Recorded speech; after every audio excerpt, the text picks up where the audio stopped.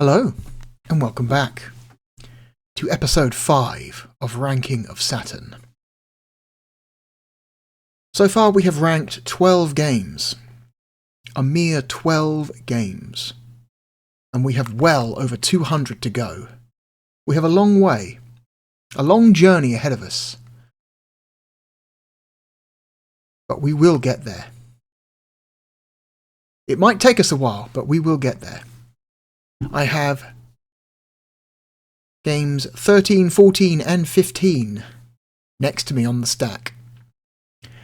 They are a sports game, the second sports game to be added to our list. Actually, no, third sports game. I completely forgot about Pebble Beach for a moment there, but yes, our third sports game. Another adventure game.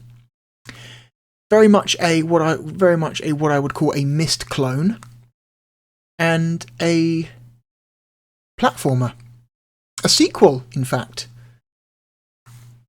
A sequel to a game that is already on this list. So, let's get on with it, shall we?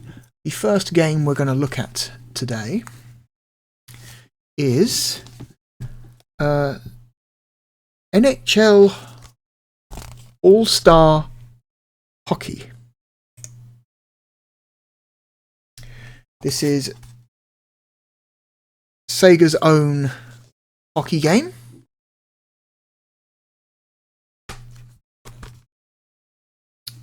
It's already in the system, so let me just make that invisible. Turn that on. And we'll hit go.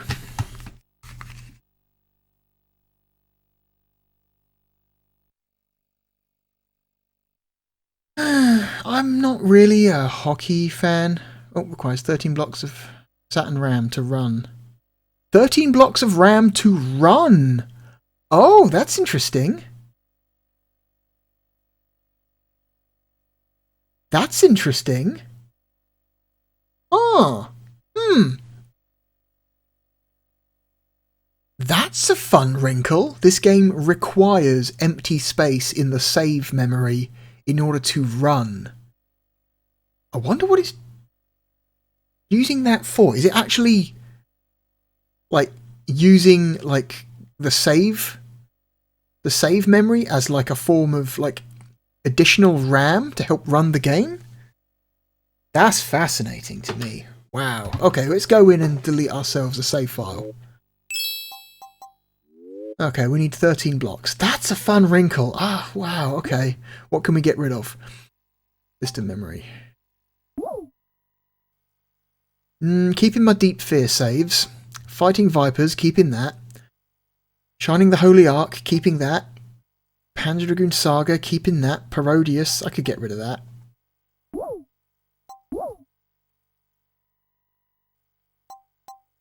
Pinball. Scores. Get rid of my pinball scores. I don't really care about that. Keeping my Sega Rally records. Keeping my Tomb Raider save. Keeping my Fighting Vipers. Oh, man. No, that's Virtua Fighter. That's not Fighting Vipers. That's Virtua Fighter. We can get rid of Virtua Fighter 1 save. I don't care about my Virtua Fighter 1 save. Delete that shit. Alright, we have 28 blocks of save memory. We can now run this game. That's fucked up. Isn't that fucked up? Is that fucked up, or is that just me? It seems fucked up.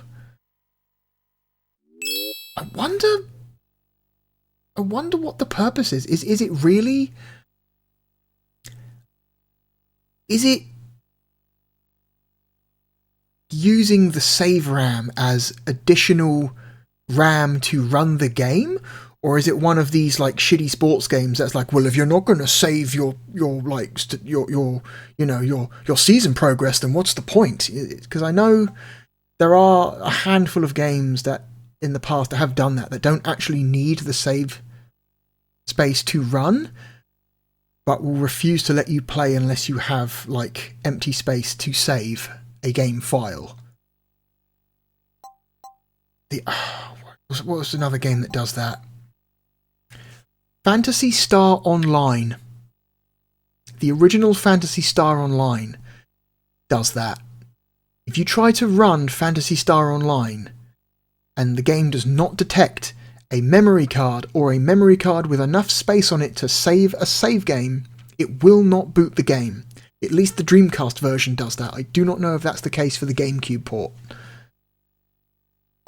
I remember being very annoyed by that at the time, being like, I bought this fucking game, now you're telling me I can't play it because I don't have enough fucking space on a VMU? Like, fuck you! Because I think I'd completely filled up my VMU with save files, and I wasn't willing to delete any of them, so I actually had to go out and buy another VMU unit just so I could play Phantasy Star Online. I was very upset at the time about that. Okay. CD plus graphics.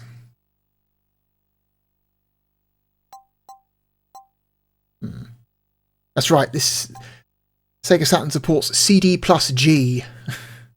Just like the Mega CD before it. You can run karaoke discs on this thing. Anyway, let's get to it.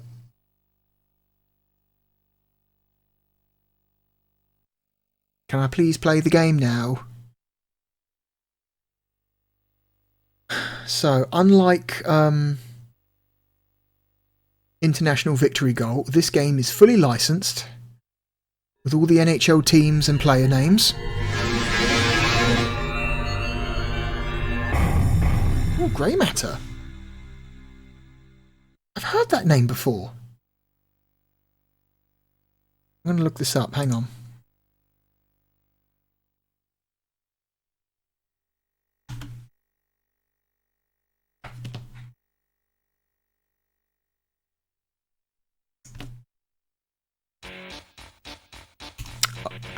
Oh no. Oh no, it's using a fucking licensed music for the intro. Oh no, I feared this might happen, so I pre-prepared this. Here we go.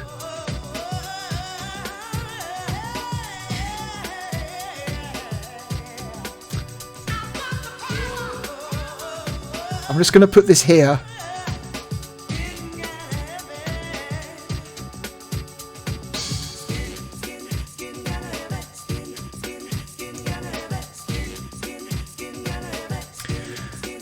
The question is, how long is this video?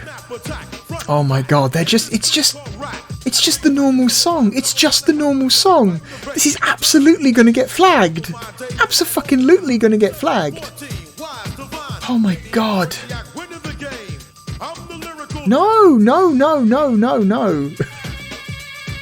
Oh, now here's the question. Do I let the video play out or do I end it? I mean, it's not like I fucking monetize my videos anyway, so it doesn't actually matter to me that much, but...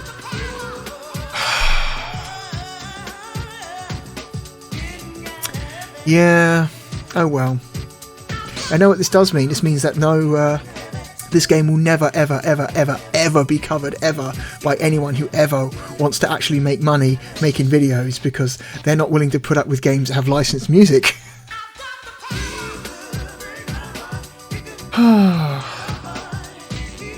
Are they going to play the whole song? Are they just going to play the entire song?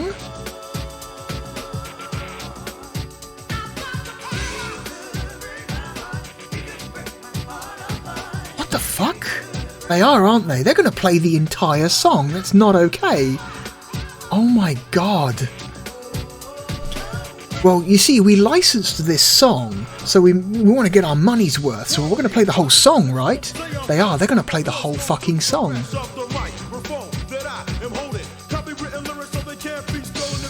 Wow. This is dumb.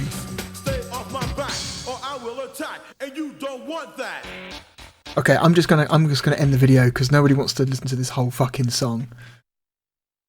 That was dumb. Welcome that was to so Sega dumb. Sports NHL All-Star Hockey. I'm Marv Albert, along with Steve Gallagher.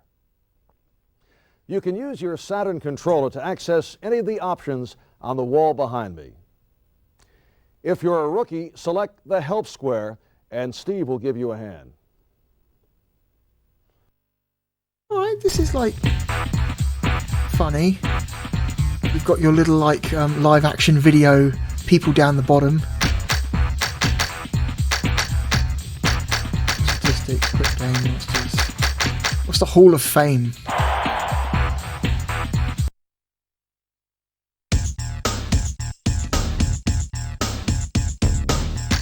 The Great Hall. Video tour. Video. Obviously, I want to see the video tour.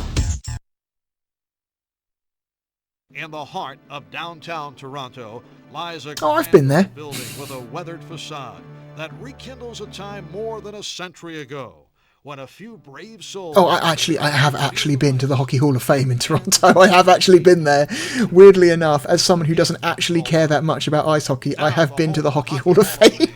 This stately edifice pays lasting tribute to the builders and players. Oh, yep, that's that weird sculpture that's just outside. Yep. It is today. But behind its venerable door, there's the gift shop that they make you walk through on the way out. With state-of-the-art exhibition zones and high-tech multimedia displays exit through the gift shop that invite interaction and bring to life the rich and glorious tradition of the game.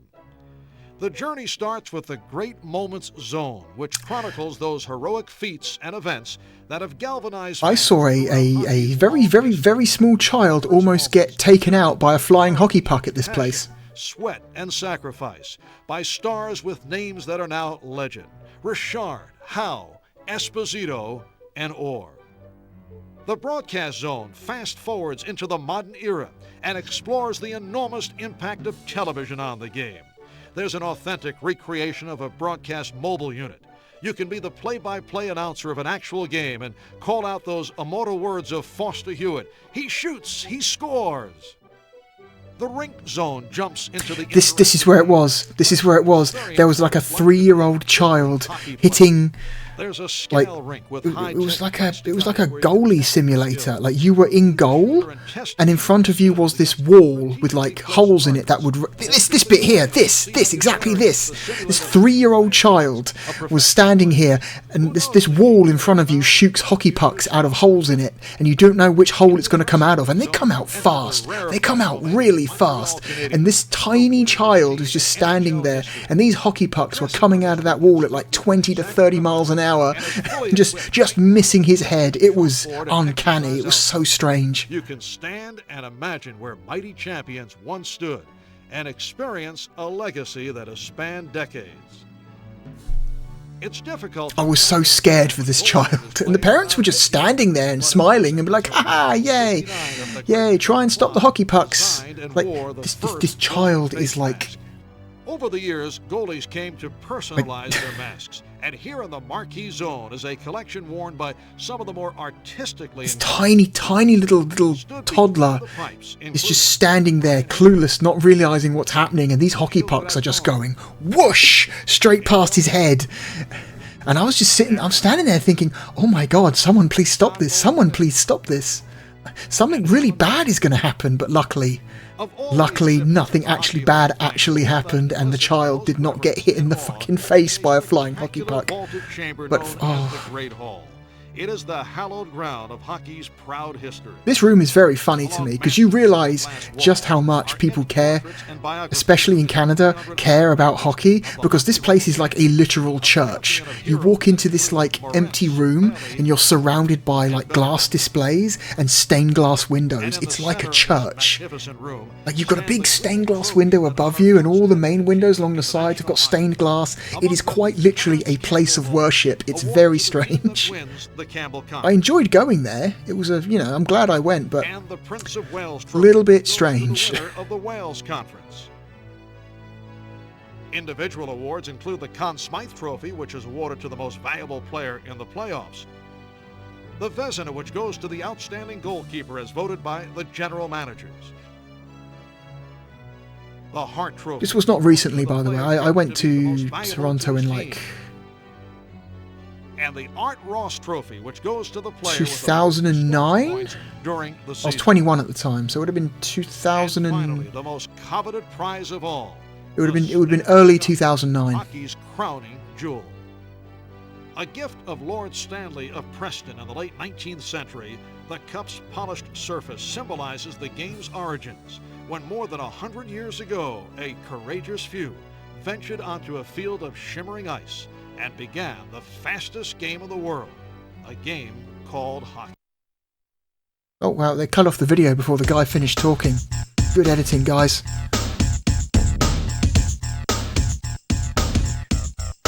We're just going to cut the video off halfway through the last word. Is that okay? Yeah, sure. It's the Great Hall.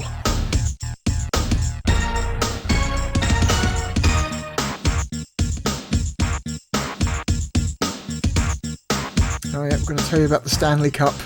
Lord Stanley. Governor General of Canada, Lord Stanley.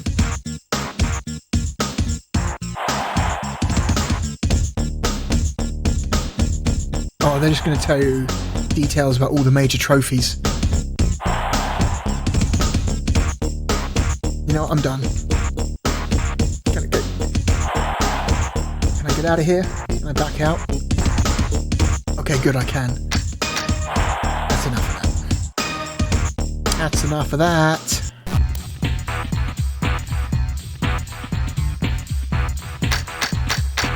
Pre-season game. Regular season playoff series. What's the difference between a pre-season game and a quick game? I guess a quick game, they don't let you pick teams. You get given a random team, maybe. Manage your rosters. That's good, so you can like manage teams and update player stats and stuff if that's the sort of thing you're into. Or a pre-season game. Because at least I want to pick my teams.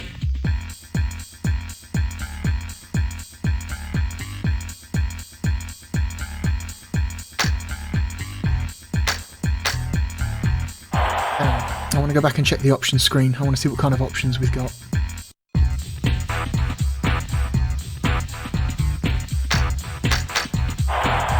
Let's manage rosters. One of the other ones, please. God. Oh my god. Oh my god. Okay. Oh, you can make a team? You want to make a custom team, an entirely custom team? That's kind of cool. You can make a team from scratch. That's neat. I feel like that's a feature sports games now don't have. You only get to play as like mandated sports teams that are officially licensed. The games don't let you make your own teams. Open credits. Hello and welcome to Sega Sports Help Screen. I'm Steve Gallagher. Here we'll show you how each of the buttons on your Saturn controller affect the action on the ice for both offensive and defensive play. To exit the help screen, press the start button at any time.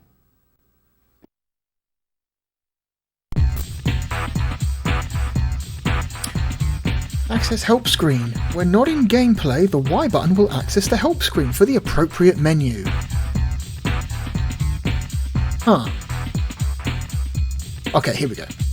Stop, fast skate, line change, wrist shot, score, time clock. What? Okay. Shoot, pass, dump. What's dump? What is dumping? In the context of ice hockey, what is dumping? I guess all you really need to know is shoot and pass. Is there a tackle? Is there a check button? Is there a check button? What's the button for checking someone? Okay, defensive control. Body check. Select player. Wow, there's a take a dive button. Cheating is a part of this game. Wow, when you're actually putting an option to cheat and try and trick the ref into thinking a foul has been caused as like a recognised part of your game, maybe something is wrong. Hook, body check. Okay. I feel like hook, body check and select player are the three buttons here we want to... Stop, fast skate. Okay.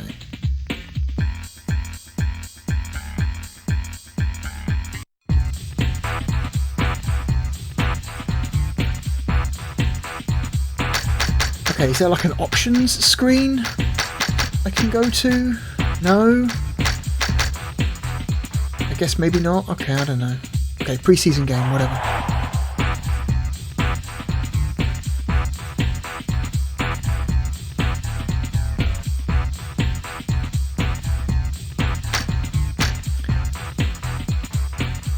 default.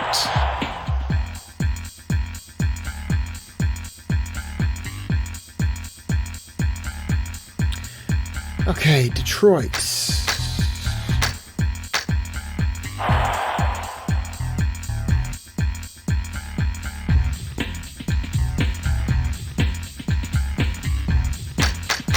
Game options. Period length. 20 minutes? Holy shit.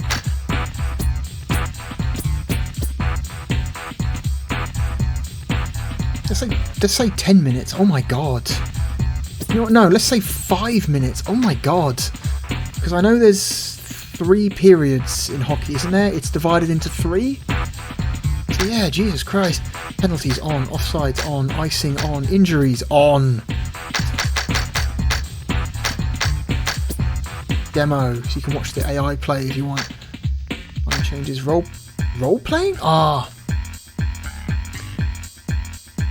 I think role playing refers to you cannot change you cannot change the player under your control. If you turn on role playing, you are given a specific player, and you are that player for the whole game. You cannot switch between players on the fly like a lot of team sports video games. Man controlled, automatically controlled. Let's go automatically controlled. Limited refereeing, tough refereeing, normal. Let's go with normal. I'll turn role playing off because I want to switch between players on the fly like a normal person.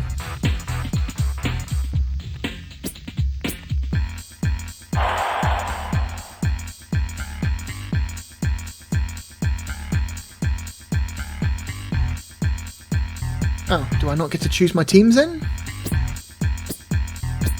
Who am I going to play as? Detroit or New Jersey?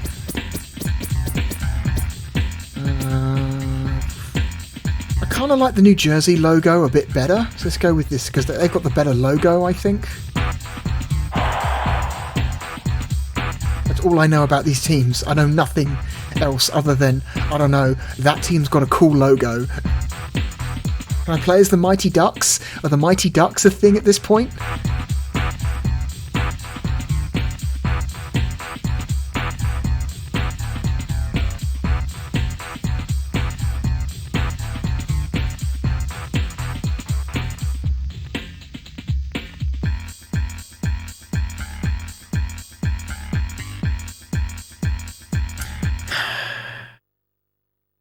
Is this the hockey game that the guy in Mallrats was playing? So there's a Kevin Smith movie called Mallrats, which is one of his more highly regarded films he's made. And one of the characters in that movie, you see him near the beginning of that film playing a hockey game on his Sega Saturn. I wonder if it's this one. Okay, so alright. I don't know, they seem pretty even to me. Maybe Detroit's got better passing. But other than that, they seem pretty even.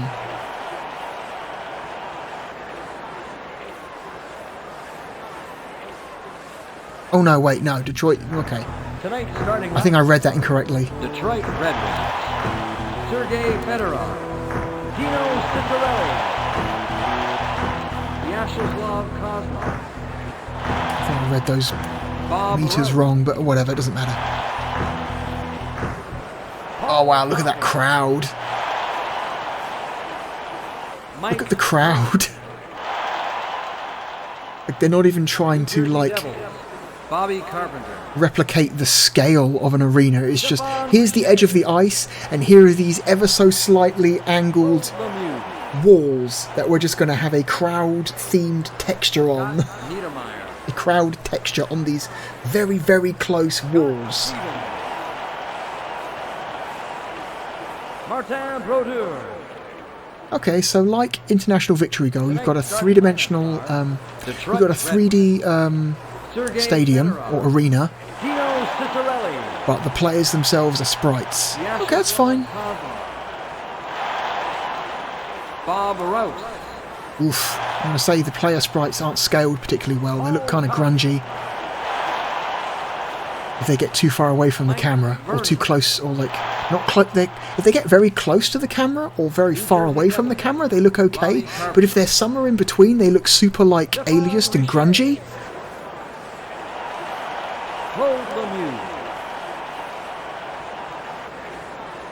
Scott Niedermeyer. Scott Stevens. Martin Brodeur. Tonight's starting lineups are Detroit Red Wings, Sergei Fedorov. Okay, I think we can skip this. Oh my god, that kept going. Kept going! Rosters, timeout, select camera.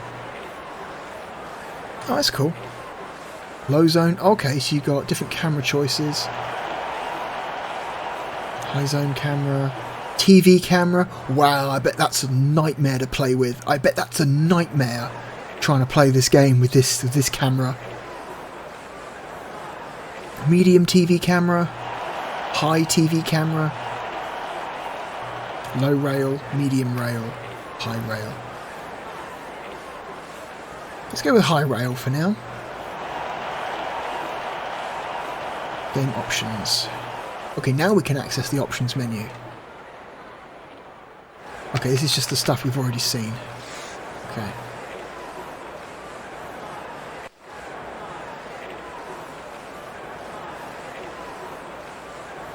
Okay.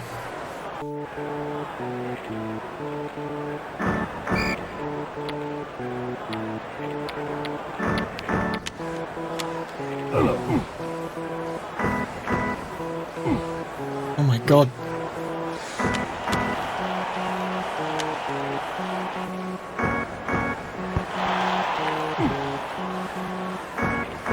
I have no idea what's happening.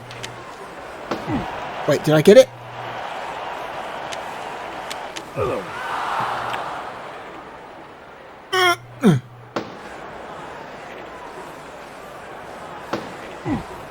I mean, the frame rate's good. I'll give it that. The frame rate seems nice and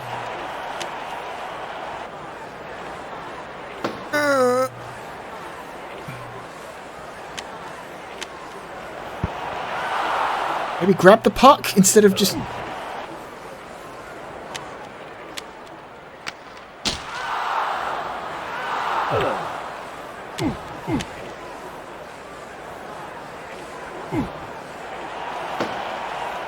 icing.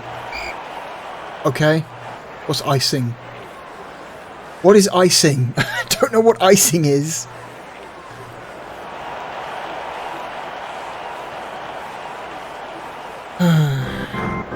Yay.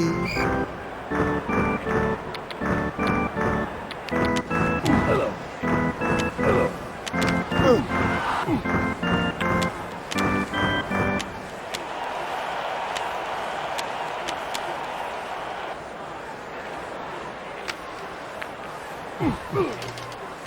Hello.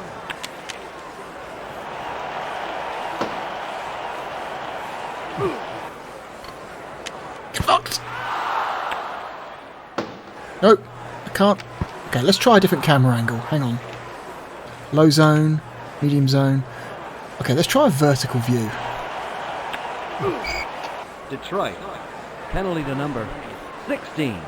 Vladimir Konstantinov. 2 minutes for slashing.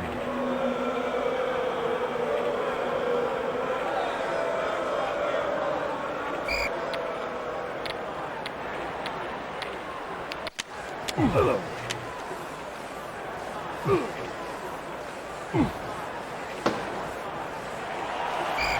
There's that icing thing again.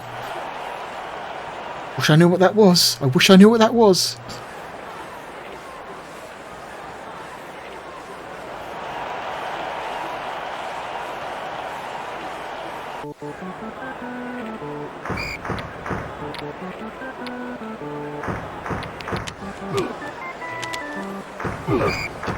Wow. Jersey.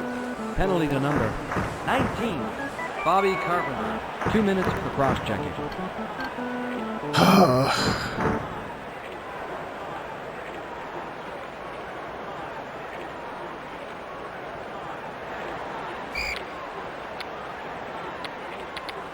I can do it too, look.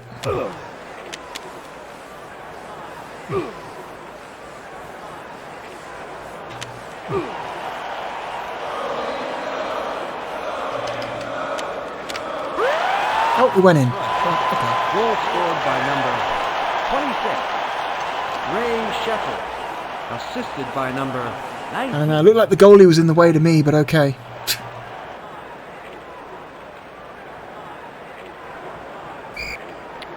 I'm assuming this game handles, because the goalie's so big and is always in the way of the goal, I'm assuming whether or not the goalie actually saves it is based on a dice roll? I don't know.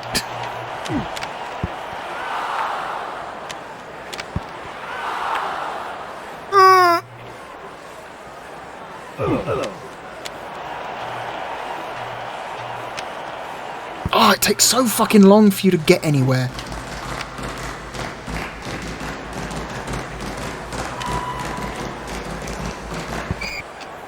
Detroit. Penalty to number 26, Ray Sheffield. 2 minutes for cross-checking. Okay.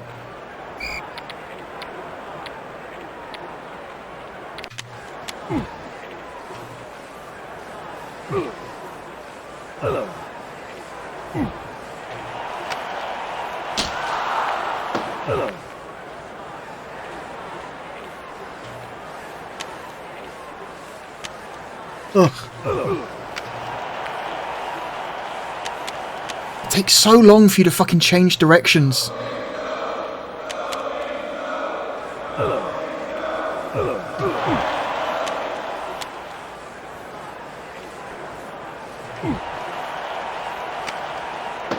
Wow, that was a good miss. Good job. Oh, fucking Christ.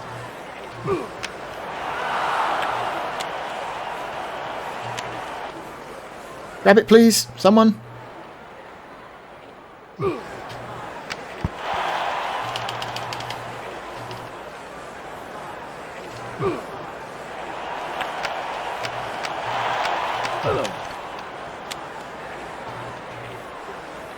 I think I understand what I'm doing now. But thank you.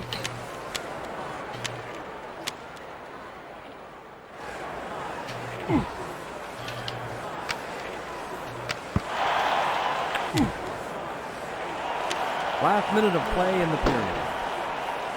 Oh, thank God.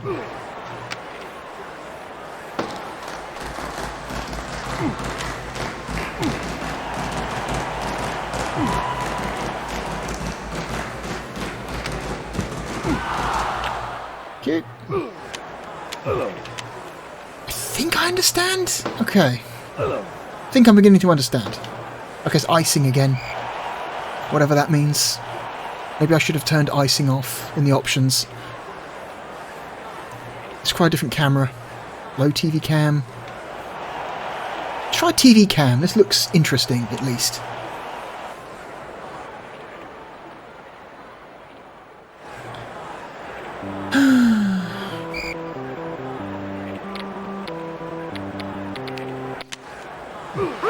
What? Detroit. Goal scored by number 91. Wow, do they score directly from... Unassisted. That's rude.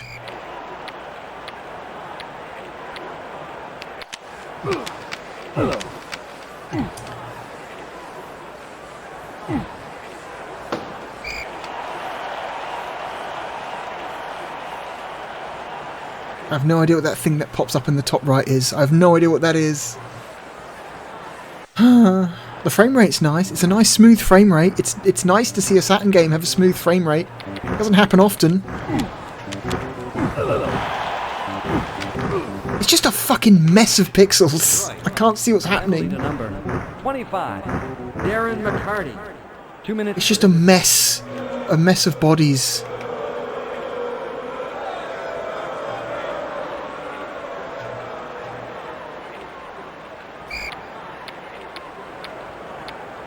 I'm just going to keep hitting B. Fuck you. Hit it down the goddamn... There we go. Oh, this is taking forever.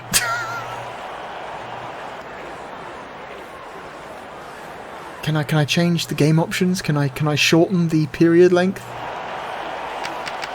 Oh my god, you can't. It takes so long. This is taking so long.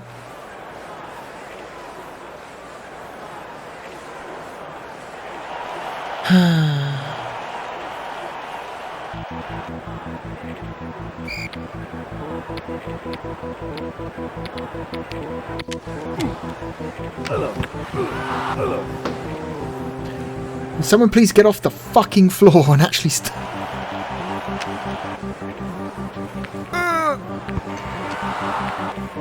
No.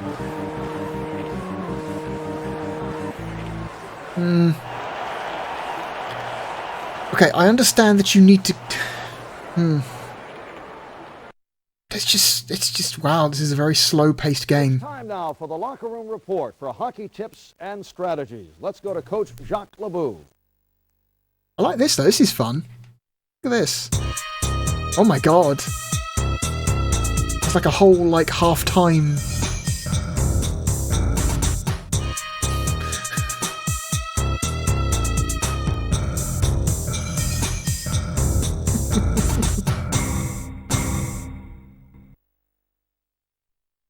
This is cute. Something smells real bad around here. Could it be the way you guys played defense in that period? I think so.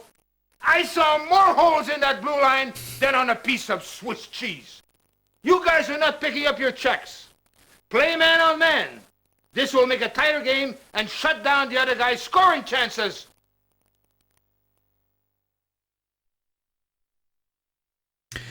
Okay. Not sure how I'm going to implement that advice, but okay. Just a reminder for the fans, look for other great Sega sports games for the Saturn coming out soon. Wow, okay, a little bit of advertising there.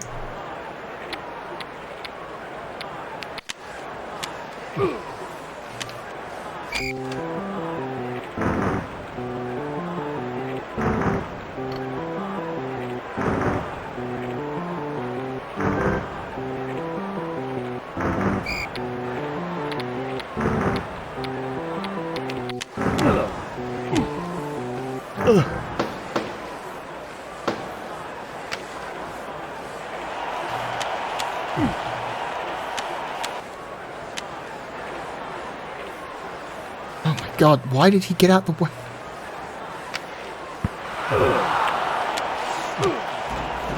Get up, please. Thank you. Offside? What? Oh my god. Fuck off, please.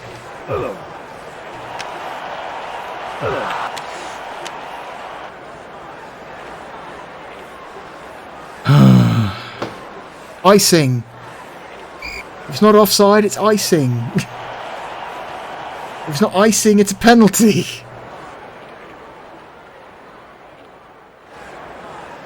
So many fucking rules.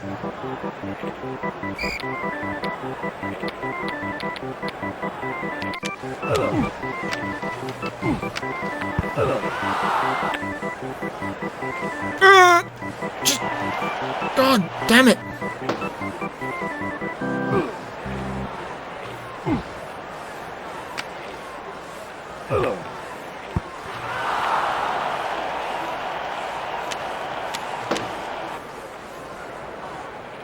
Get it, please! Oh my god! Icing. New Jersey. Roughing. Penalty to number 4. Okay. Scott Stevens. 2 minutes for roughing. Don't know what that means. Is that like a penalty? Is it like for tackling someone? For checking someone too much? I don't know.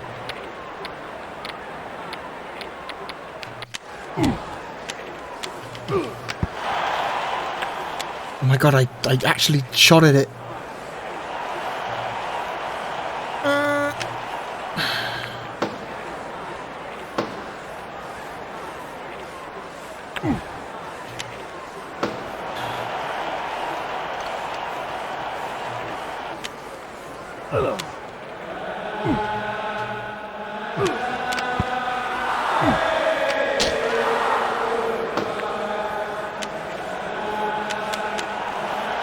I can't see anything.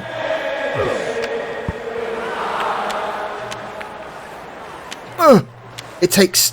God, you guys are so fucking sluggish. You just want to turn someone around. Can't you just pass it directly to someone? Why do you hit it towards the wall? That's not where I was pointing with the D-pad. Oh, it takes them so long to just stop.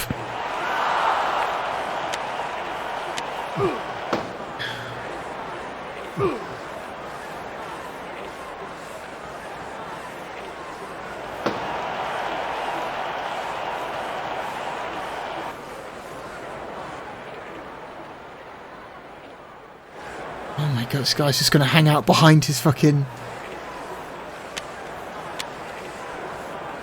Can my AI teammates do something, please? As opposed to just kind of just wandering. Hello.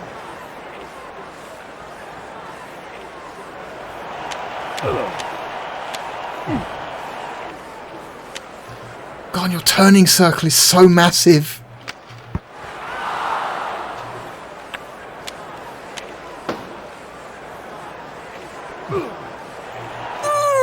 Fucking go!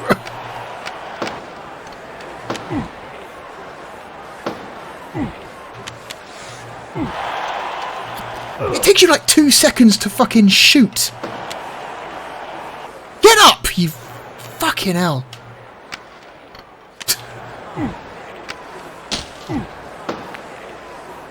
Yeah, this camera angle sucks. I'm changing the camera angle again. That's not what I selected. I selected cameras. What happened there? No. Fuck me. No. Back out, please. Is the options menu so, like memory intensive that you have to literally load up a separate screen? Select camera. Let's try mid-rail cam.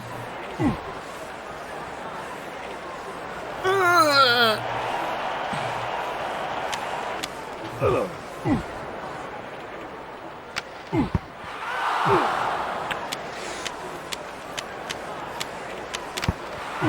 Oh my god. Last minute of play in the period.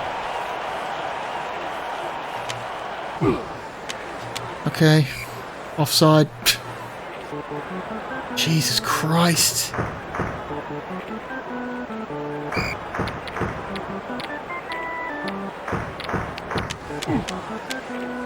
So, I used to play a hockey game years and years ago.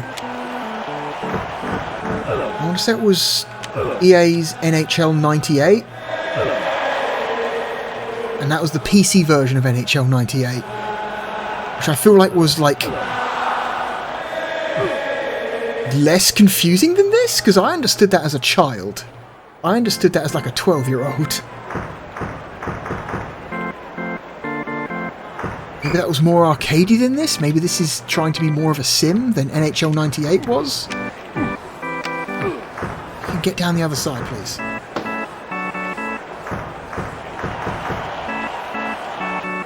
Hello. Oh, offside.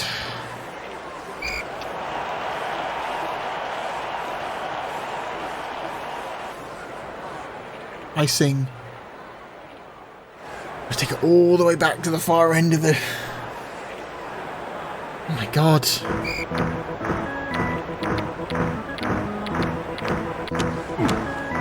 And I'm pretty damn sure I didn't... Oh, fucking Christ.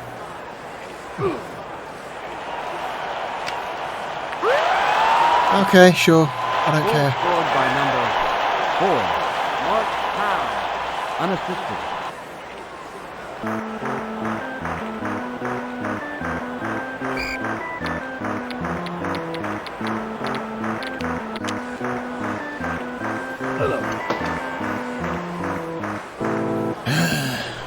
What a relief. it just doesn't feel very responsive. I don't feel like my guys are like... When I've got control of a player, I don't feel I can move him that well. It takes him a while to stop and change directions. His turning circle is massive. Time for our regular segment, NHL Player Spotlight. Nicknamed the Cat for his lightning-fast reflexes, Felix Potvin is another in the NHL's young generation of stars. I like how this is a player spotlight for a team that is not actually playing in the game that we're playing. For the Calder Trophy as the league's top rookie. Here's this player from a team that's not relevant to this game, but okay. In the 92-93 season. Potvin was drafted by the Maple Leafs in the second round of the 1990 entry draft, and last season he stopped over 90% of the shots he faced, thanks to his outstanding quickness and analytical approach to the game. Potvin uses a butterfly style, and he has superb anticipation.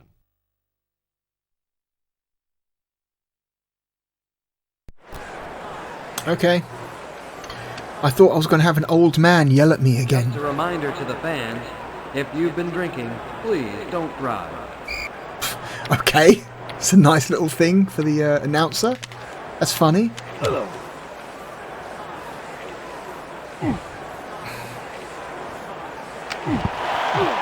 Takes fucking 3 seconds to shoot. Hello.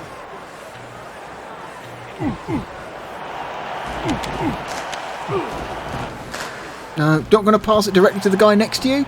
No.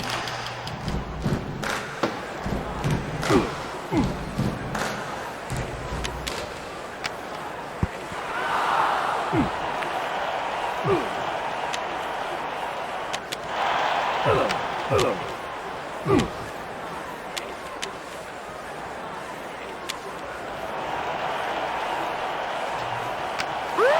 Oh shit, I got one in. Holy fuck. Scored by number 44, Stéphane Richer. Oh, I got one. By number 4. It must be a dice roll. It has to be a dice roll because it looked like no different to me than any other shot in the game. Hello. Why not pass it towards the guy near you? Why pass it I did... Oh, fucking get up. Take some...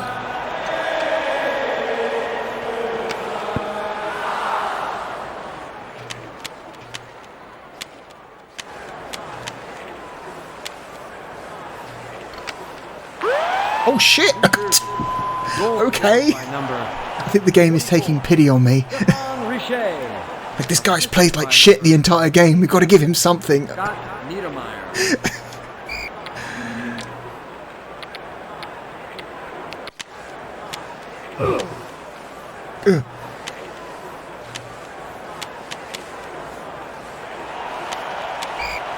Oh, offside apparently. Somehow. Okay.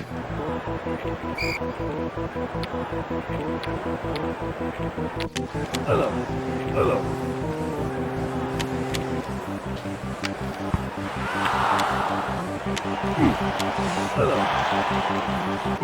Hello. Just gonna get it away. Get it away.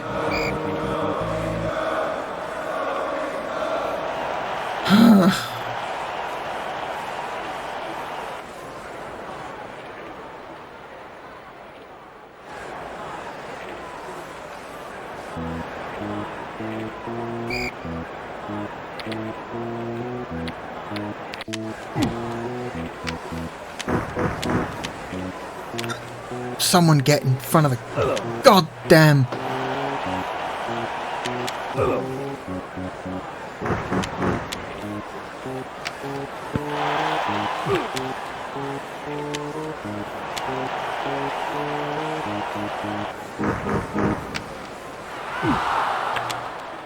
Hello. Hello. Oh my god, you fucking bounced off you.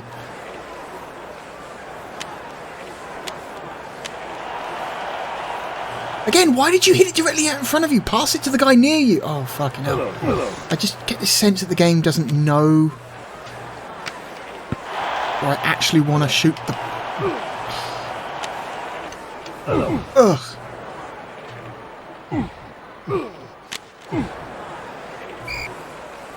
Okay. It's fine. It's fine. I actually don't care. I'm not invested at all. I'm just happy that I scored. I don't need to win.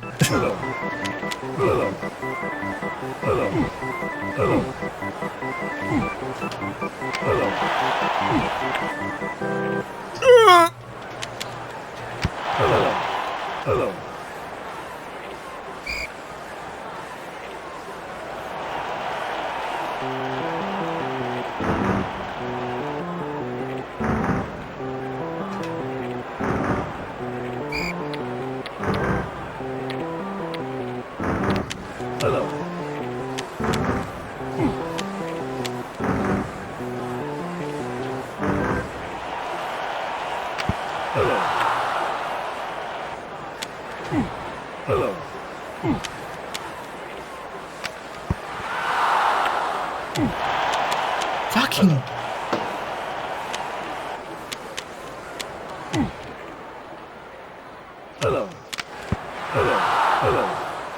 Get up.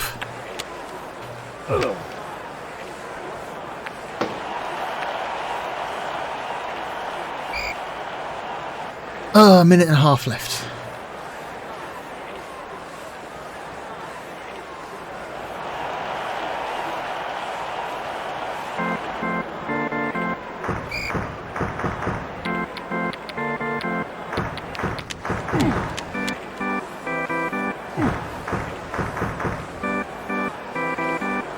Just gonna keep going, just straight forward.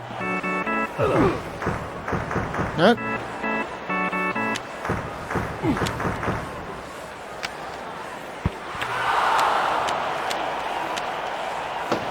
Ugh. Last minute of play in the period.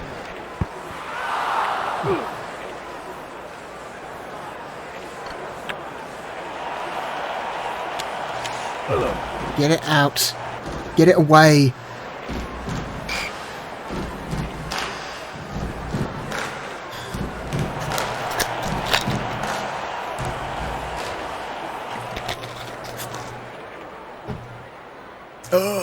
Very, very, very, very, very slowly make your way back.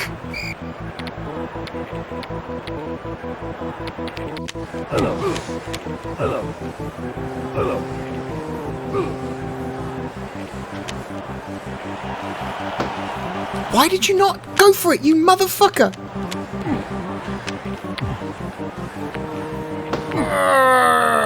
Fucking turning circle like a fucking...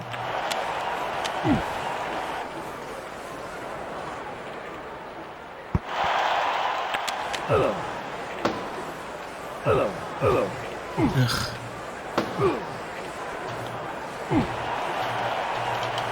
What's the point of having AI teammates if they barely do anything?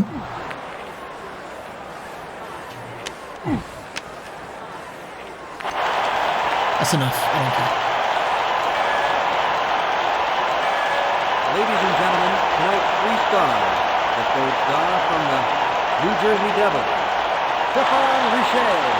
The 2nd star from the Detroit Red Wings, Sergei Fedorov. The 1st star from the Detroit Red Wings, Mark Howe. Okay. Game rosters, game stats. Ooh, game stats.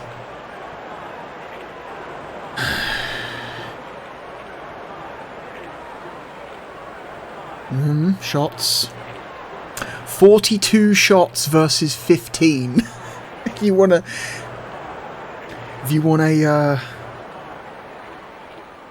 very clear visual breakdown of how dominated we were, how completely dominated the Detroit was in that game. 42 shots versus 15. Although we did have a higher percentage of accurate shots. 13% on target versus... I guess... Wait, is that 13%? 13% went in, I guess, versus 7% of theirs. 2 penalties versus 3. Penalty time 4 versus 6. We had more power plays than them. Not that it actually achieved anything. Passing percentage. Yeah. I don't know, this seems like a competent game. Again, I'm not a hockey expert. I have a very, very, very, very passing appreciation for ice hockey. I like to look at it occasionally and go, huh, look at that. Those guys are hitting each other. And then that's it. That's where I stop caring about hockey. I do like I like the presentation of like the little FMV guys down the bottom. That's neat. NHL statistics. What is that?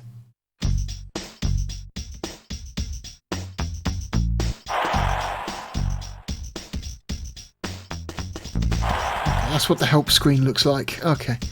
You know, no, I think this is enough. I think we've seen enough of NHL All-Star Hockey. So Grey Matter Studios. I'm assuming it's the same Grey Matter who made this. It may or may not be.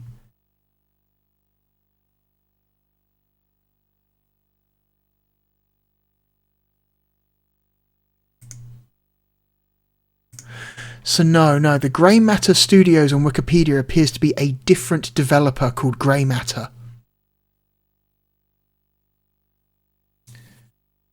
Developers, yeah, this is a different studio. Just happens to be also called Grey Matter. So it's not that Grey Matter. It's a different Grey Matter. It's not the same people who went on to make Redneck Rampage and, you know, Return to Castle Wolfenstein. It's a different Grey Matter. Which, you know, this would have been a very, if it did turn out to be the same developer, that would have been a very, very funny discovery, but it's not. So, where are we going to put NHL All-Star Hockey? Where's this going?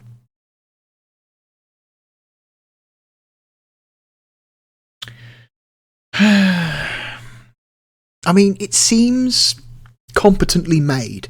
It seems like the people who made this game cared about hockey, right? This seems like a game that was made by and made for people who care about hockey. I mean, why else would you buy a hockey game? Then again, I don't know. The mid-90s was an era when you didn't have to be super into a sport to be able to play a video game based on that sport, because most sports games were very arcadey, very pick up and play, very light on mechanics. But I guess like the mid to late 90s is when that started to change, especially on the EA side. Anything EA was putting out was just getting progressively more and more and more mechanically complex to try and cater to sports nerds, which in the end pushed out like the casual player. Like I stopped playing sports games around like the late 90s, early 2000s, because I was just like, I don't want to have to learn all a fucking book's worth of mechanics just to be competitive. I want 3 buttons. I want change player, I want shoot, and I want pass. That's all I want. But, you know, this game still seems to be relatively arcadey. I don't know, it's... Where would I put it? I mean, the frame rate's nice. It's got a good frame rate. Very, very stable frame rate. I'll give it that.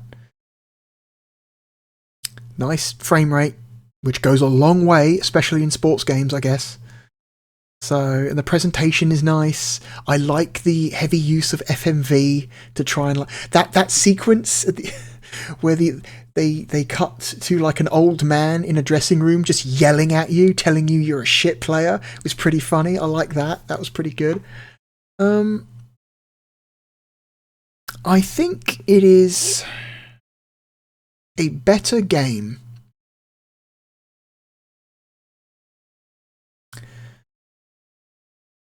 than Clockwork Knight. I think it is a better game than Bug.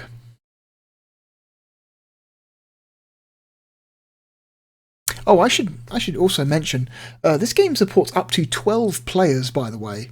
12 players. That is the maximum number of controllers you can actually technically plug into a Sega Saturn.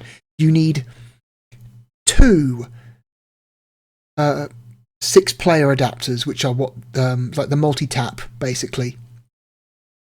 So a multi-tap will turn 1 controller port into 6. So you need 2 of those. You need 12 controllers. You need to somehow figure out a way to get 12 people in a room. I've always been like fascinated by Sega Saturn games that had very high like maximum player counts, because the Saturn could support up to 12 players on anything, right? And like, did anyone ever just stop to think about the logistics of that? Think about the size of an average room, like living room or a bedroom, like where a TV and a console might be hooked up. And now think about having 12 people huddled in that room, huddled around the television. 12 people. That's a lot of people, okay? I once, this is several years ago now, but I once managed to get so another Sega Saturn game that supports a large player count is Saturn Bomberman. Now, Saturn Bomberman supports up to 10 players at once. I managed somehow to get 7 people, including me, organised to play some multiplayer Saturn Bomberman. And we managed to pull it off. I've got like a decently sized living room, you know, and it was a squeeze with 7 people. It was 7 of us all kind of positioned around the TV. You know, I had to break out some like cable extenders. I've got some Sega Saturn controller cable extenders. I had to break out some of those because in order for people to get, you know, into a position where they were comfortable, they had to sit further back than some of the others, right? Which means they needed a longer controller cable. That was just 7 people. Doing that with 12 seems inconceivable. It sounds really cool on paper, but doing it in practice sounds like a nightmare. I want to know if anyone watching this has ever achieved that, and if they have, how it went. Did you manage to figure it out? Was it a tight squeeze? Was it a disaster?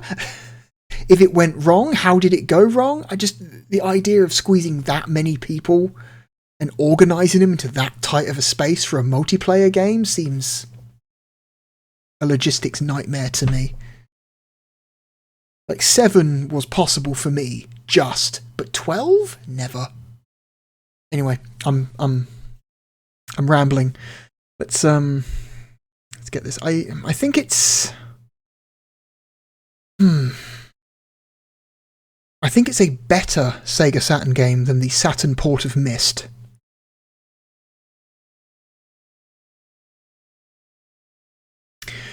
I think it is a better Saturn game than Pebble Beach Golf Links.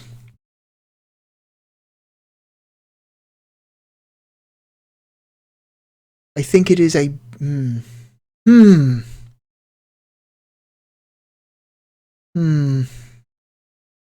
It's in this range somewhere. Is it better than Pebble Beach? But I mean, as a golf... I don't know, I think this is pretty much... We're in the Pebble Beach / Street Fighter the movie range here. I'm going to say it's probably a better product. Am I more likely... In the future, am I more likely to play Pebble Beach, or am I more likely to play NHL All-Star? Again, my list, this is a personal list. This is based purely on feel. What my heart says. And my heart is telling me that I am more likely to play Pebble Beach than I am to play NHL All-Star, because I understand golf more, even though I care about it about as much as hockey, maybe a little less. But the video game is more playable to me because golf is a simpler sport and there's less to understand about golf in order to effectively play it than there is about ice hockey. So yeah, I think that's what we're going to do. I think I'm going to put NHL All-Star as our new number 9, a top 10 Sega Saturn game. Congratulations to NHL All-Star. Not a bad game. I would say so far in this list, we've got about just over half a dozen good games, about 3 or 4 games, and 2 bad games so far. Whoops. Accidentally. No. Don't undo. There we go. That's what I want. Alright, next game. Wow, we're an hour in and we've only done 1 game. We are taking a long time today. Probably because you've got to play through the entirety of a hockey game, really. Alright, this next game is an adventure game.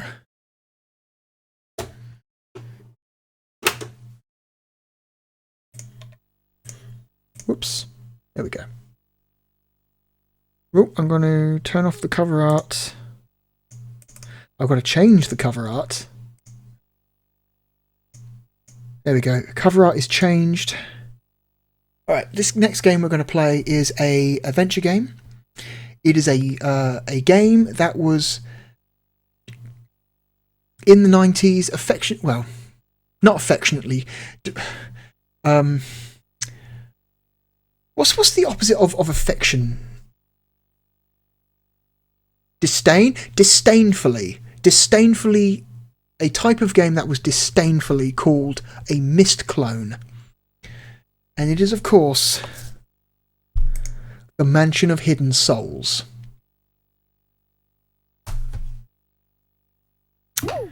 Mansion of Hidden Souls is a weird game. Oof. Whoever did the scan of this box art didn't do a very good job of cleaning it. There's a big old grungy spot in the bottom left of that scan, that box art scan. Select the backup memory to be used.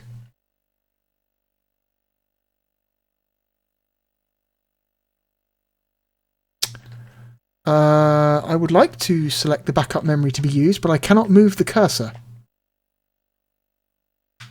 Did the game crash? Did the game crash? Hang on.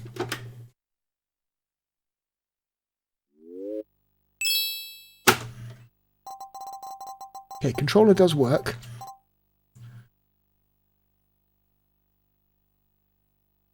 Try again. The disc is in good condition, so it's not a scratch. It's not a problem with the disc.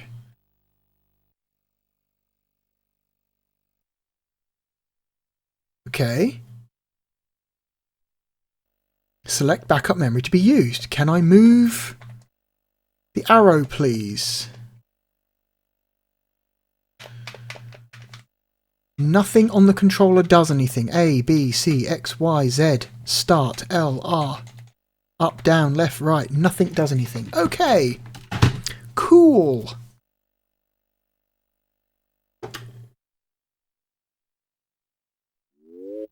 That's interesting. Why is that happening? Well, you've got a solution to this. If I remove the save cartridge and just boot the game without a save cartridge installed, it doesn't have to ask me that question, does it?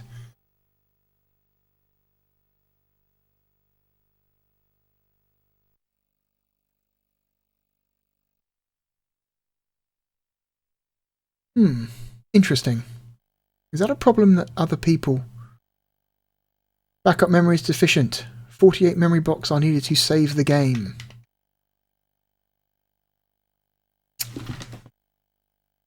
Oh, I think I know why.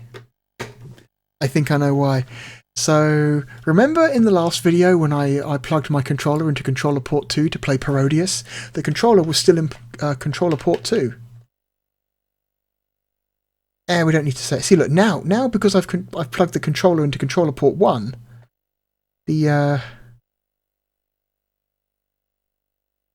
Also, look at this screen. Look at how fucked up and grungy the text on this screen looks. Look at how fucked up this looks. Look at the text. Look how fucked up and grungy that text looks. And if you look, if I change my selection, the background alters slightly. It's like you're not actually selecting like an option on a menu. You are switching between two separately. Okay, this looks like a frame from a very, very low bitrate video.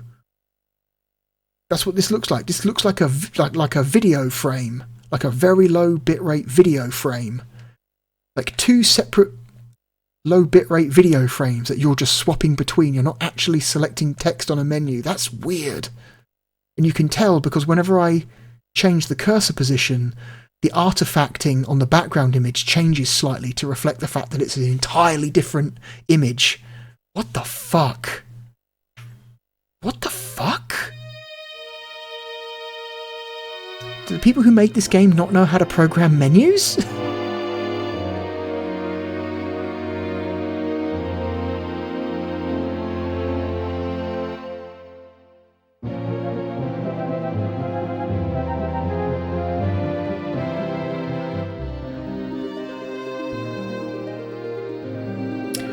So this game is a sequel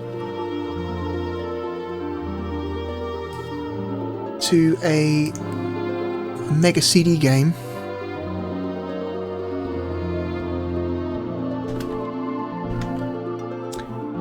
forget what it's called. It's called EVERY Mystery Mansion. Now, if I remember correctly, the Wikipedia page for this game is wrong. Yeah, the original game was called EVERY Mystery Mansion. At least in Europe. In America, the original Sega CD game was called The Mansion of Hidden Souls, the exact same title as the sequel for the Saturn. And look at this title screen. Look at how fucked up this title screen looks. Look at the horrific image compression on this title screen. This looks like trash.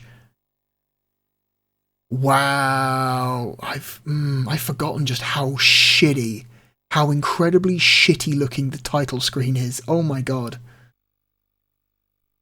It's like they rendered the image at a completely wrong resolution and then had to scale it. Like, it looks so bad. And it's a first-party game. You'd think first-party developers would fucking know how to scale images properly for their own hardware, but okay, I guess not. So grungy. Looks so grungy. What's game mode? Normal mode, easy mode. So I think, if I remember correctly, it's been a while since I've played this. Easy mode disables the game overs. So there are things that you can do in this game on normal mode that will result in a game over. You will basically cause something to happen that is like the equivalent of like dying. You know what I mean? Like to the point where it's like, oh, you've triggered this event, which means the game is now unwinnable. Game over. You know? And I think easy mode turns those off, if I remember correctly. Let's play normal mode. So yeah, this is a sequel. The Wikipedia page says that the Mega CD game and the Sega Saturn game are the same game. They are not. The Sega Saturn game takes place in the same location as the first game, but it is a different story with different characters, or at least more characters, and different events and different puzzles. It is not the same game that's on the Mega CD. But tell that to whoever wrote the Wikipedia page. I suspect there was probably some confusion there because the In North America, this game has literally the exact same title as the original game. They could have called it The Mansion of Hidden Souls 2 or something, but nope, they just didn't. They just didn't bother. Anyway.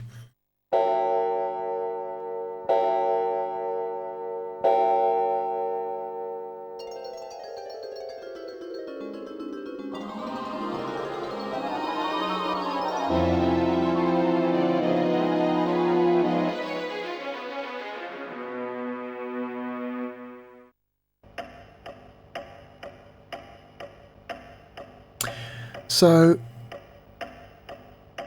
as you can see, god damn the video in this. Oh. Something about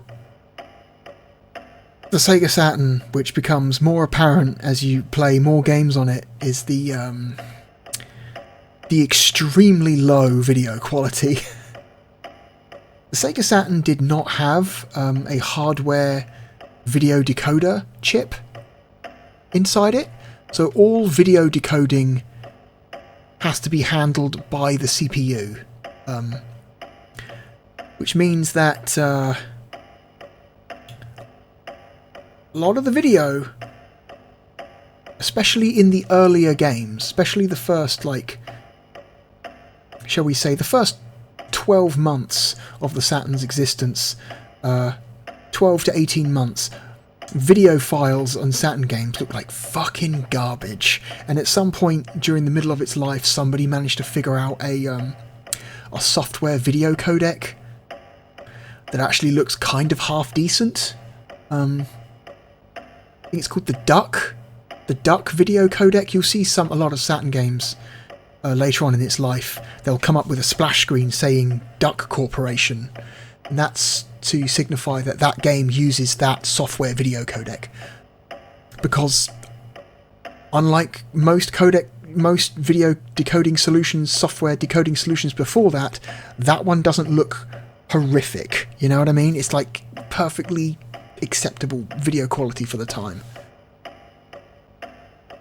So yeah, a lot of early Sega Saturn games just look, that use a lot of FMV, just look grungy as fuck, even by the standards of the time. So we are this butterfly, and we are flying around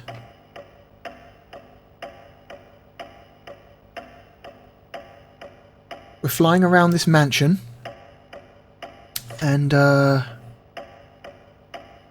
there is a story, but we've got to find the story. That door is locked. So in the original game, you played as a child who accidentally stumbles into the mansion, and you're looking for your sister. Welcome, Jim.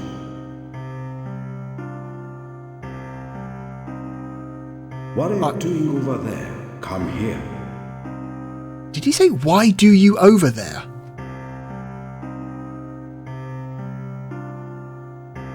Jim, how long is it since you last came here? I'm going to turn the volume up. Since turning my back on human society and changing my form to that of a butterfly. No. I haven't called you here to talk about the old days. It appears that Mike has come too. Oh, Mike! June, you're here too. Can I help you, Elder? Is it June or Jim? I have called both of you here for a reason. I'm rather concerned about something. Okay. Have you seen the moon tonight?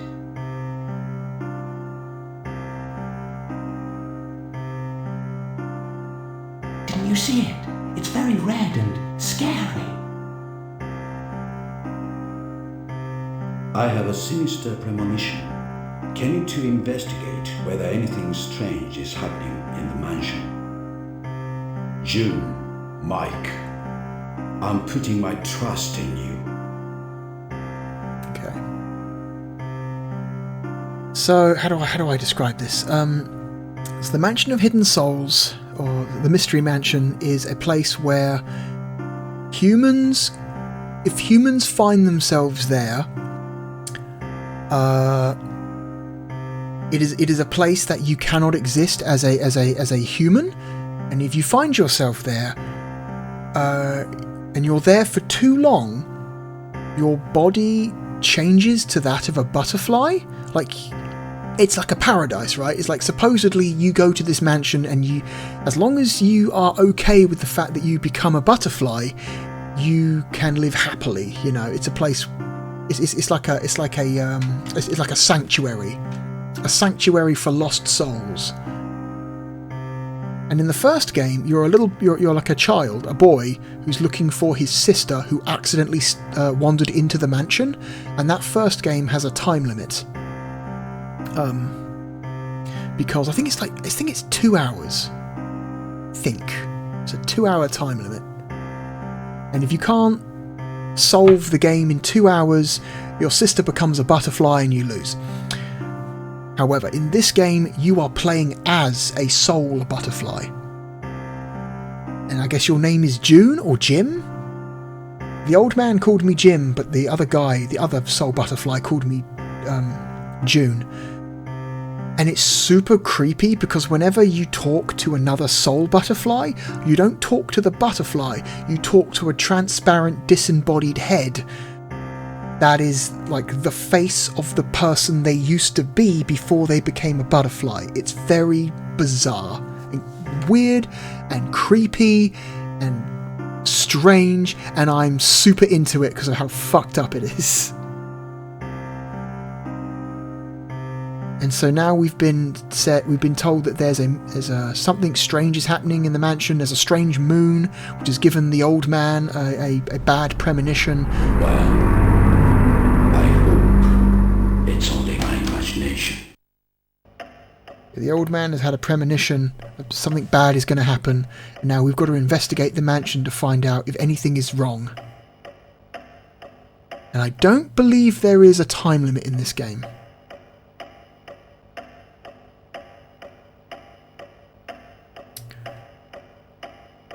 Unless a time limit starts at some point later in the game.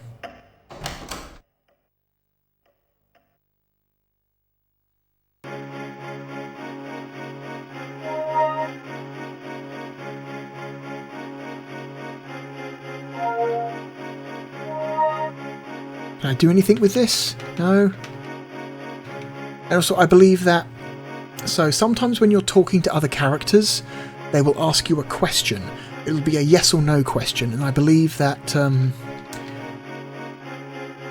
A and C are yes, and B is no.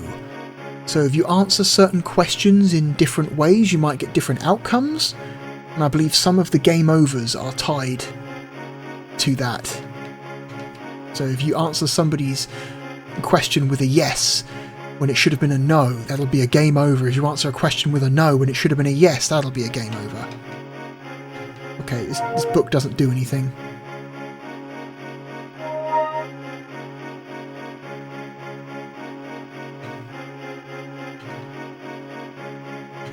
It's a diary, alright. Okay, there's nothing in this room.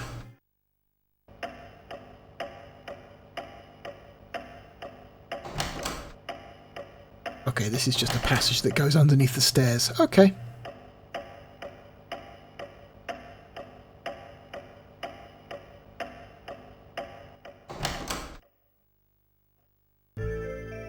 But it doesn't look like Kathy's here. Okay, this room belongs to somebody called Kathy. Oh, she might be somewhere inside. The voice acting is very disjointed and awkward and very strange. It's back at the time when game developers, shall we say, game developers from non-English speaking countries did not really give much of a shit about English localization.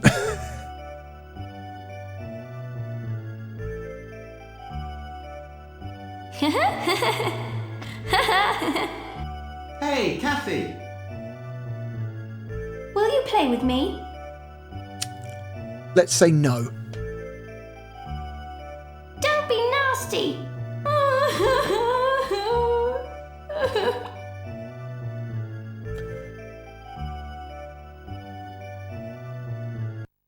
June, you could have played with her. We try that again. You can try to just tell her to say no. Let's try that again. Okay, so that's not a game over.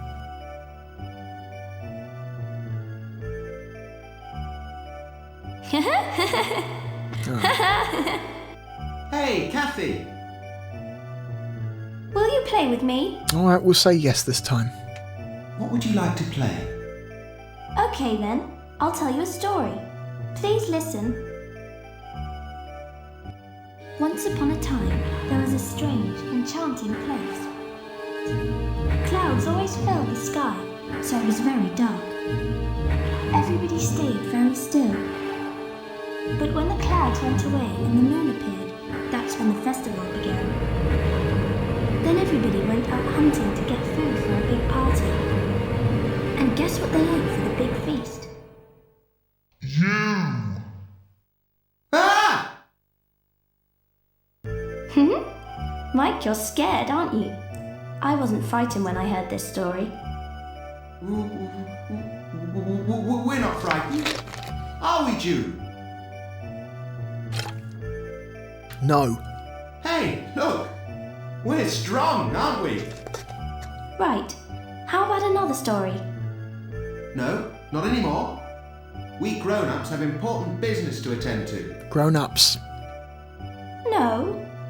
Boring.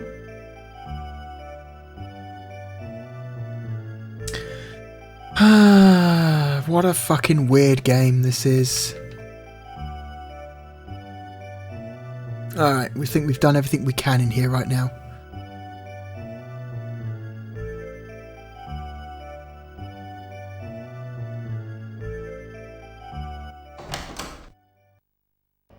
Okay.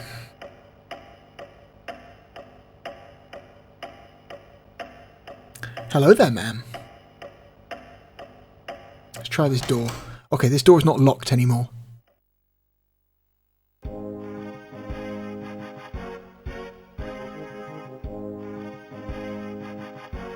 Hello.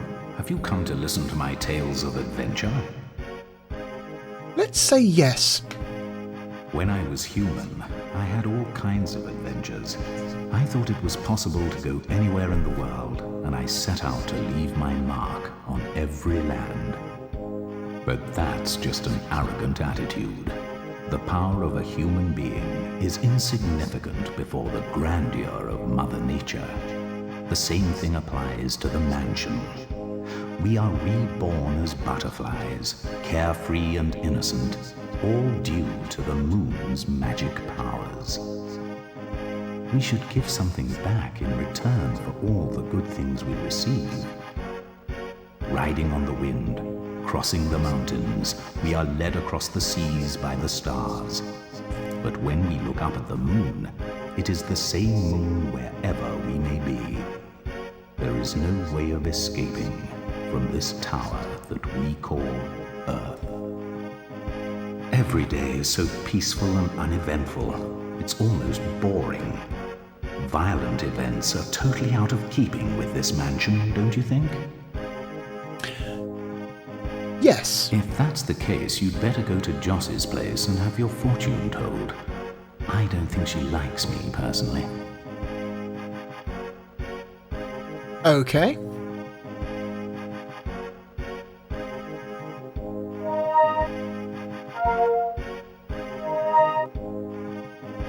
What's so special about this photograph? Can I do anything? Can I interact with it? No? Okay. No, no interactions. Can't do anything with this.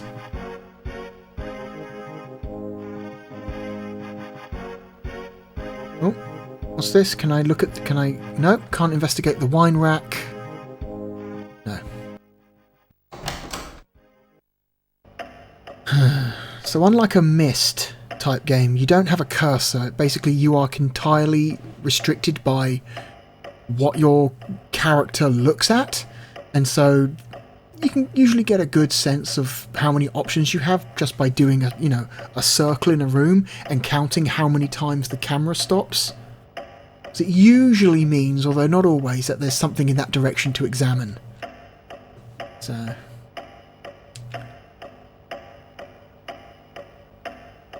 oh my god, okay, shall we go left first? Let's go left first. Let's try, okay, let's go from the one corner of the upper floor to the other corner. Oh god, it's a shooting gallery. Hey, Jew. Mind you don't get shot.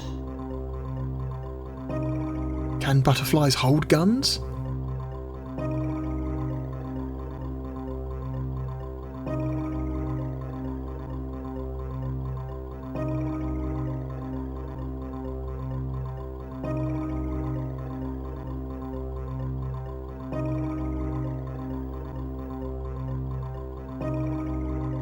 Okay, I see. We can only walk two directions, so we've got to go back this way.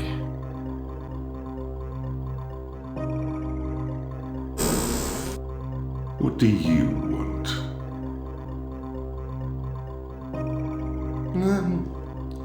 Hi there, Danny. How's everything? Okay. It's not very often we see you round here. Has something happened? Why are you here? Yes. The moon's red tonight. Don't you find it strange? So that's why you've suddenly turned into a coward. I have a hunch that tonight is not going to be a normal one. Something's definitely going to happen. Well, let it happen. It's a good way of getting over the boredom. Just leave it to me. I'll use guns and dynamite if I have to. He's already gone. But crazy as ever. Why does the mansion allow this butterfly to own guns?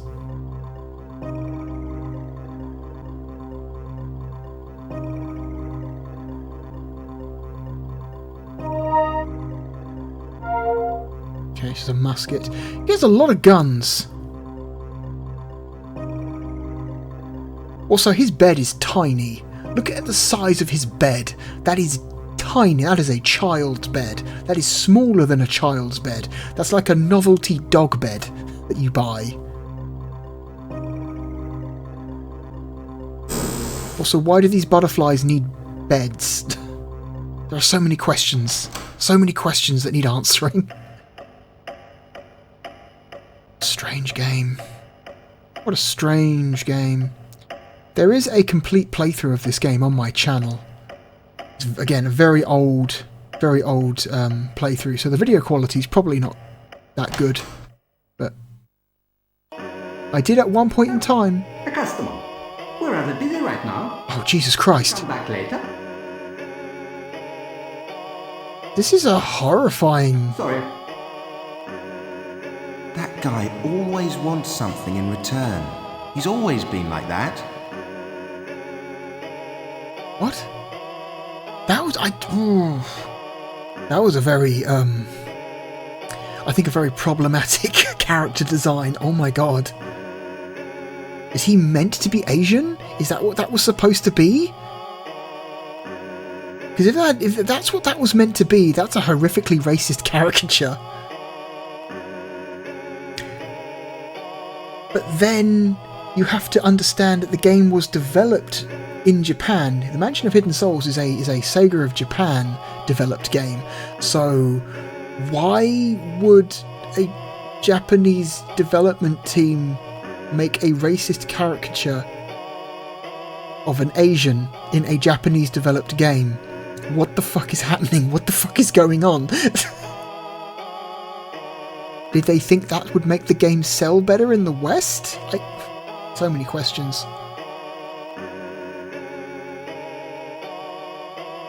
Okay.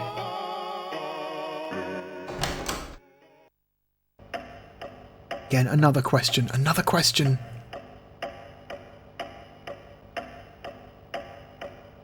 Okay, let's go to the far end and work our way back to the middle.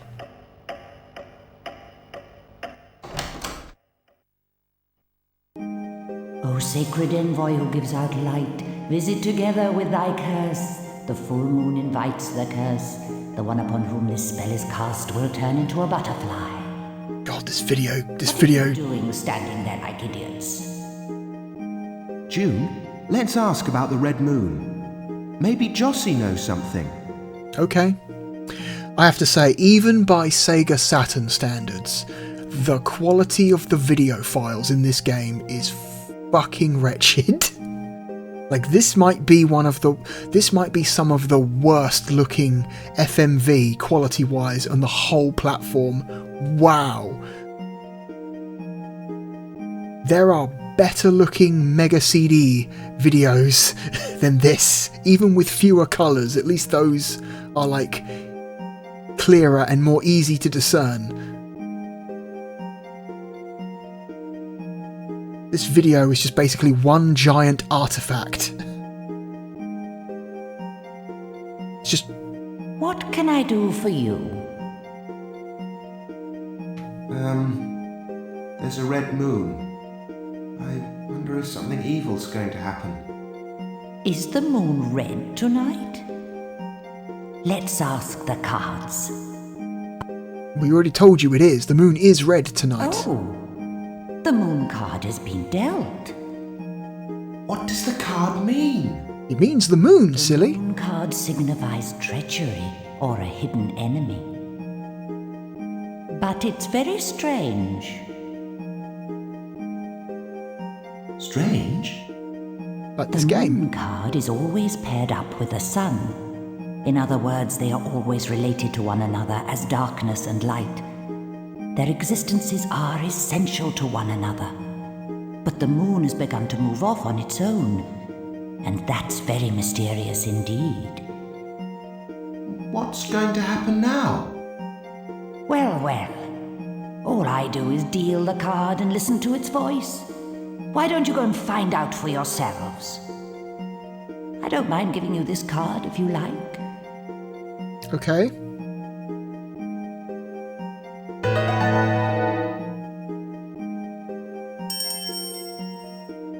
The magician?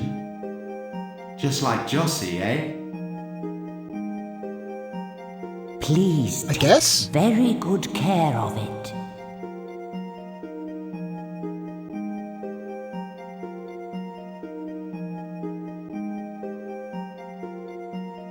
Walk back here, I guess.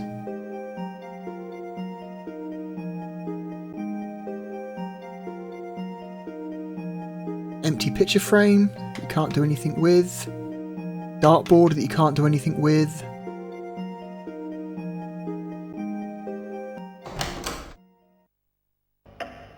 And that takes us here. Right, last door. Okay, that door's locked, so we've gone through every door, so let's go back down and report our progress to the old man. Or should I say, the butterfly that used to be an old man.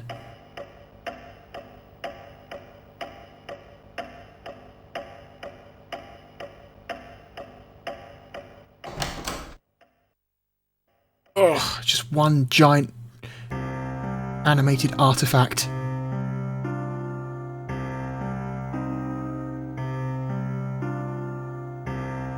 Hello? Anyone? No? Alright, so basically you just got to kind of do circuits around the mansion until you hit the activation point. So somewhere in this mansion is another point of progress that we have to just keep going around until we bump into it.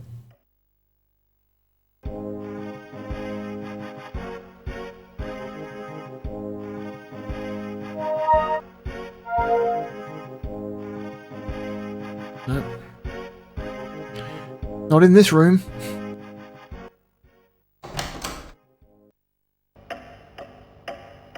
And here's the main gameplay loop. You just gotta keep walking around the mansion until you hit the point of progress. Okay, that door's locked.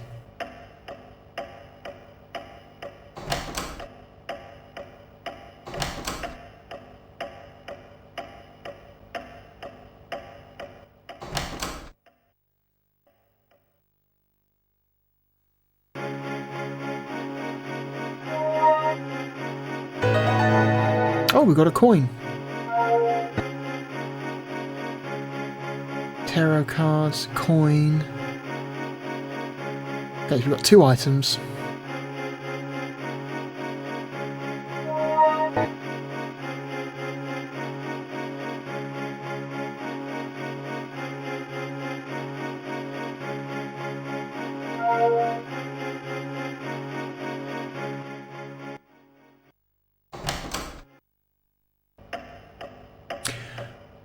Okay, that didn't do it. Okay, we found a coin.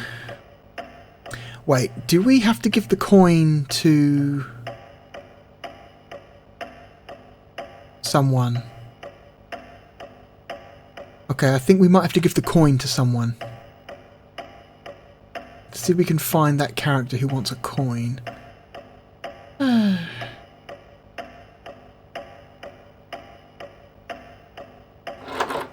That's locked now. That door's been locked. We can't do anything in there anymore.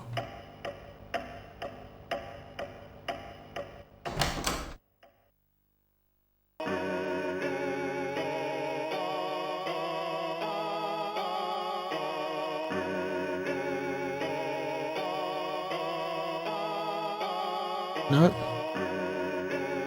Nothing to do here.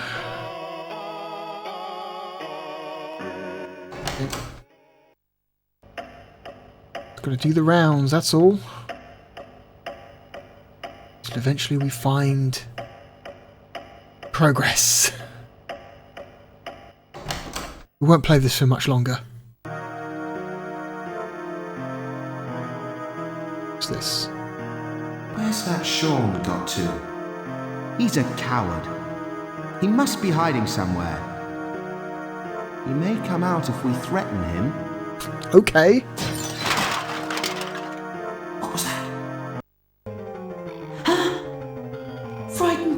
Frightened.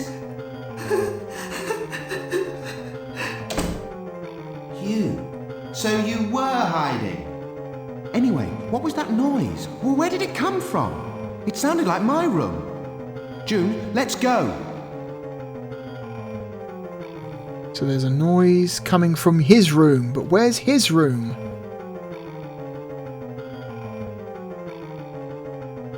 I think his room's downstairs. I think his room is downstairs through the door next to the stairs with a diary in it.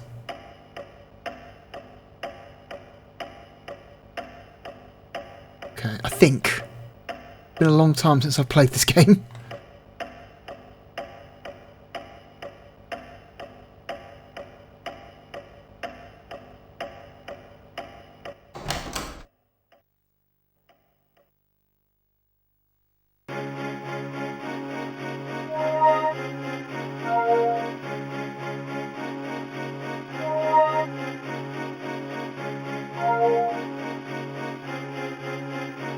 No? Okay, nothing happened in here. Oh, means we've got to do the rounds again. Okay, so not in that room. It wouldn't be in the room with the old man. Would it be in this room?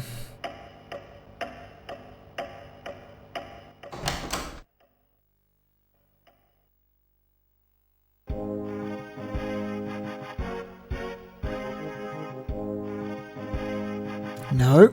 Oh my god.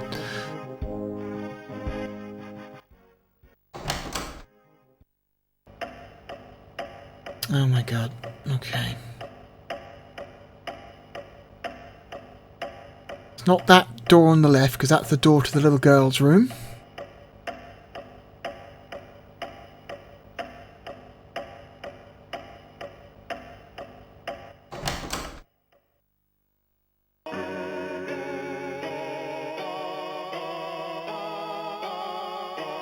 No.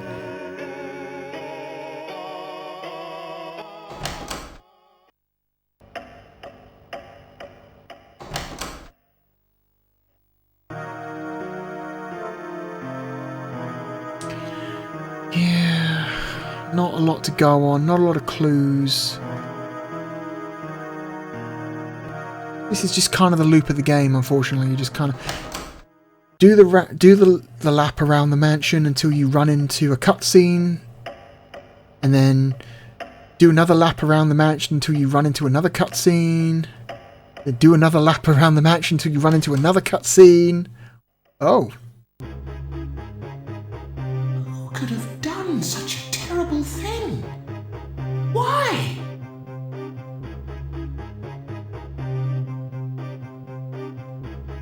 Oh, somebody fucked with your room. That's not okay. Oh no, the book's gone. June, can you see if the book with the blue cover has fallen on the floor?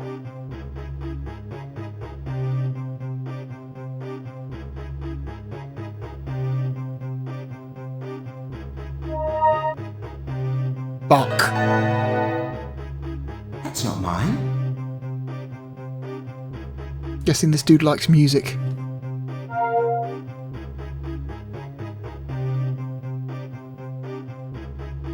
Okay. So his room got trashed. Can't find it anywhere. It must have been stolen. What's so important about this book? I borrowed that book from Elder. It's awful. Anyway. What was the book? Better go and tell him.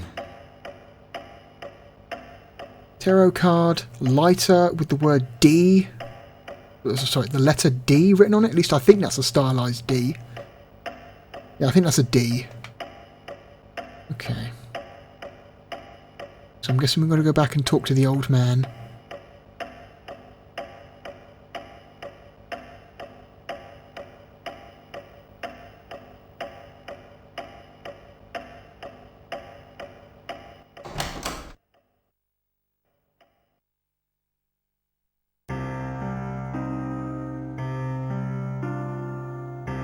Elder, where are you? What's happened? What has got you so worked up? Elder, it's terrible. I've just discovered that my room's been ransacked and someone stole the book I borrowed from you.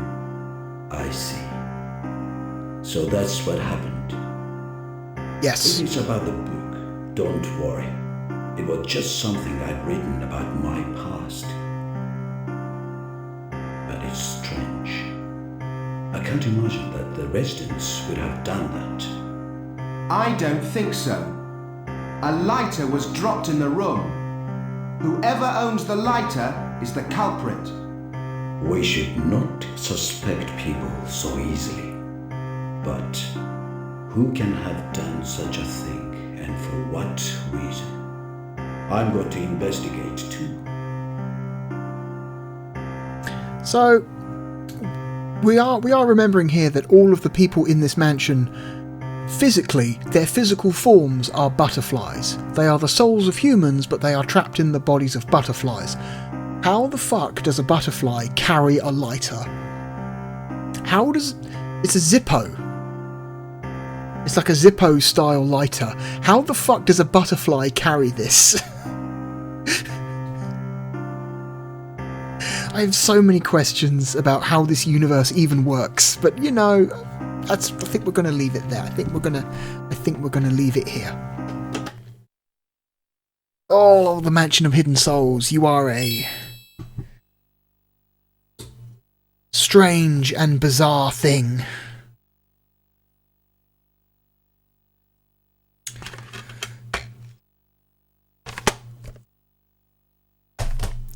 A strange and bizarre game.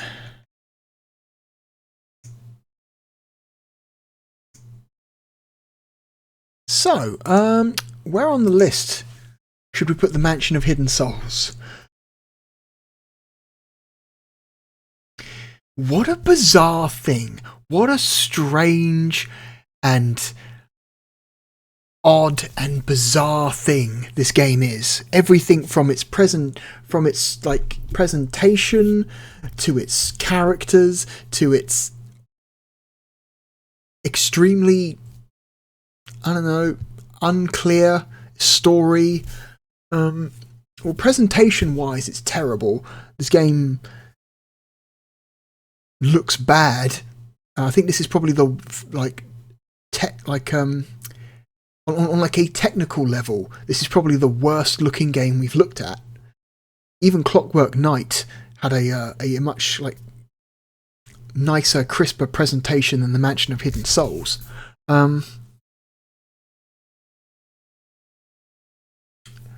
Like, yes, the video quality is bad, but even for Sega Saturn, but that fucking title screen, I cannot get over it. How it is a static screen, but it looks like a frame that was taken from a video from this game, even though it didn't have to be. It could have been a nice, crisp and clean image used as the title screen, but no, it looks like a really grungy video frame. The fucking, like, save location selector, if you want to select between internal memory or cartridge, also looks like a frame taken from a really shitty, like, video. That I cannot understand. Why would you not just have a nice, clean, bespoke screen for that? Why would you make everything intentional? Maybe it's intentional. Maybe it's an intentional thing. It's like, oh, we want the whole game to feel like an FMV, even when it's not. So that's why we intentionally made the non-FMV parts of the game look like shitty FMV in terms of visual quality. Like, that's a weird choice. If it was a choice, that was a weird choice. The voice acting is ridiculous.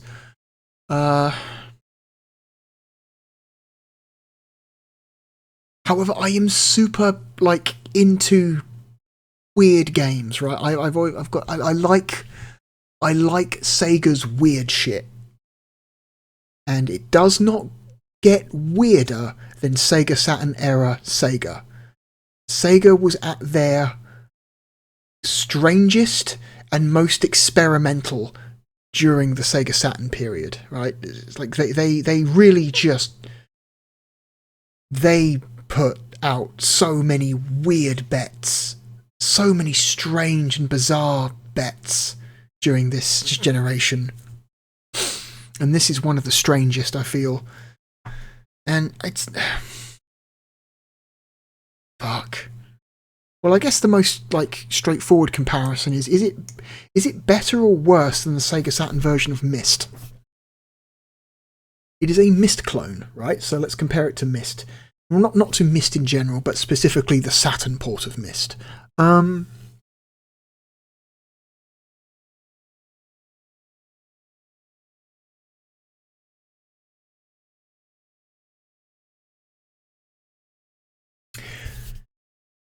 So I think the Saturn version of Myst is a better game than the Mansion of Hidden Souls, because at least the Saturn version of Myst doesn't look like complete shit.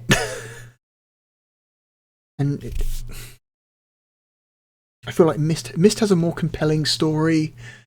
Myst has more of a mystery. The Mansion of Hidden Souls, like I've said before, is just a case of just going round the mansion over and over and over again until you hit a point of progress. Then you repeat, hit the point of progress, repeat. You're just doing circuits the whole game. But Myst is more of a compelling mystery that doesn't, forces you to figure it out. It's more of a puzzle to Myst. Also, again, Myst has just got better visual quality.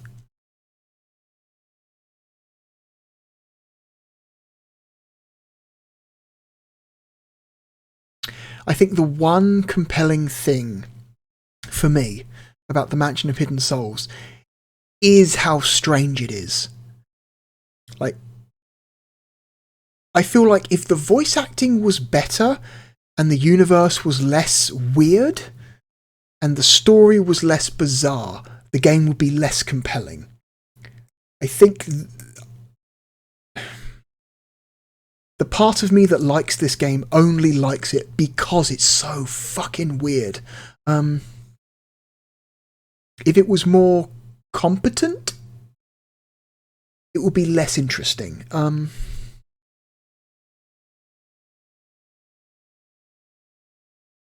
Do I like it? I think...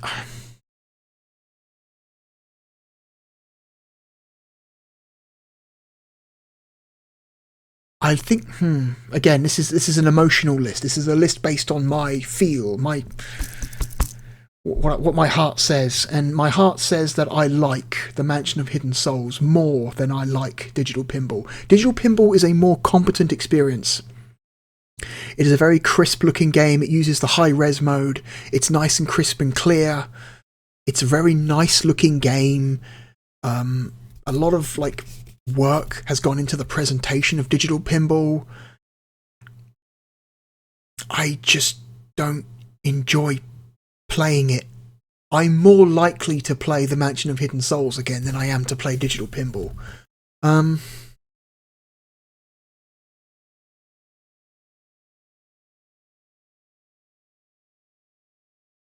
I think that's what we're going to do. I think we're going to put the Mansion of Hidden Souls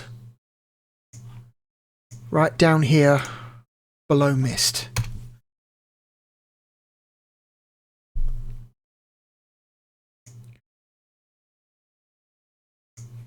It is a very strange game.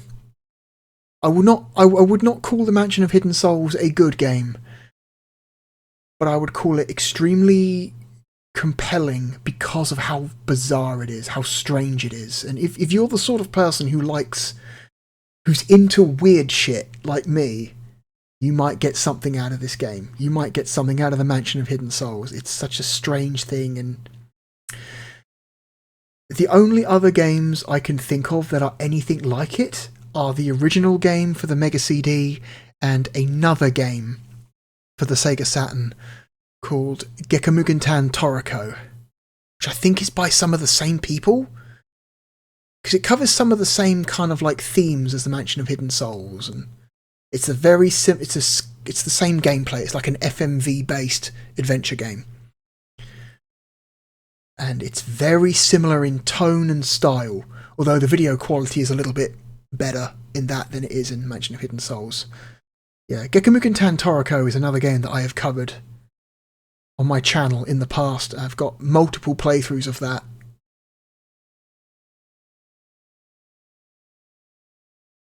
Yeah, I just like the weird shit, man.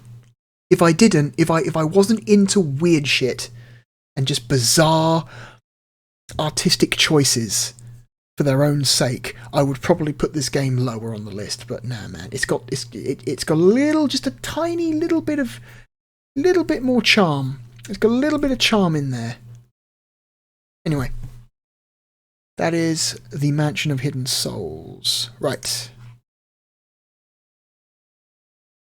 Turn that off. Turn off the cover art. Let's do our third and final game for the video. We are at almost 2 hours. Oh my god, we're taking a long time today. So this next game is a sequel to a game we've already looked at.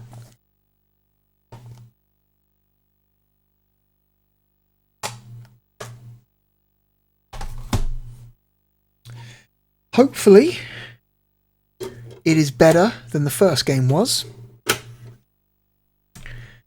because this game that we are about to play is Clockwork Knight 2. And the box is not reacting well to the chroma keying of the green screen, because there's quite a significant amount of this box art that's green. But yeah. So we are less than 6 months out. I think we're only like 3 months past. In terms of games that we've played, we're only a little over, maybe about 3 months past the launch of the system. And we've already got a sequel to one of the launch games, which is an interesting choice. Sega must have really believed in Clockwork Knight if they commissioned a sequel. I mean, obviously Clockwork Knight was a game that was finished before the Saturn launched in Europe, and obviously Clockwork Knight 2 has been in development since before the Saturn launched in Europe, but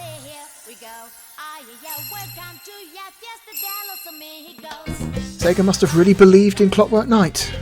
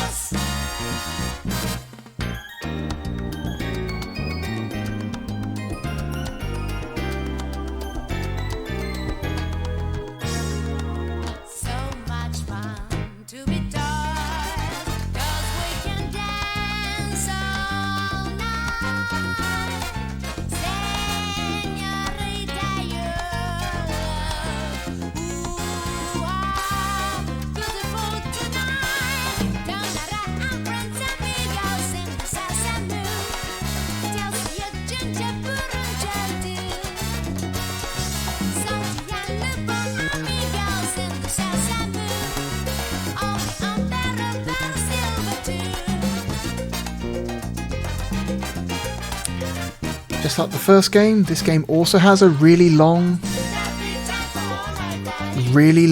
FMV intro.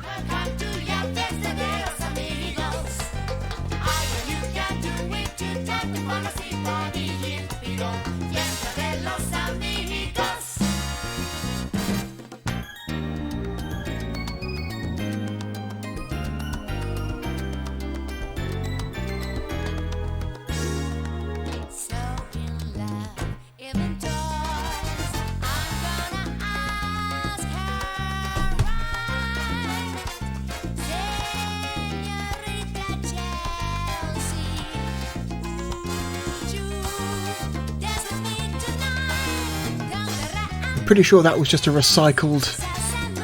Oh my god, what the fuck were those? Oh no. Stop.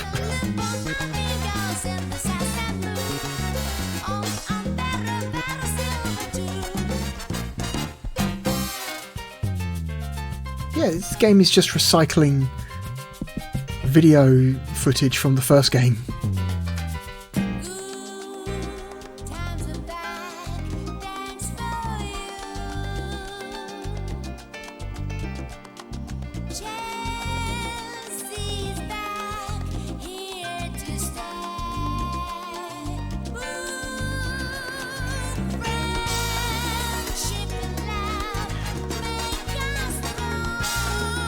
Yeah, I remember that boss fight. It was terrible.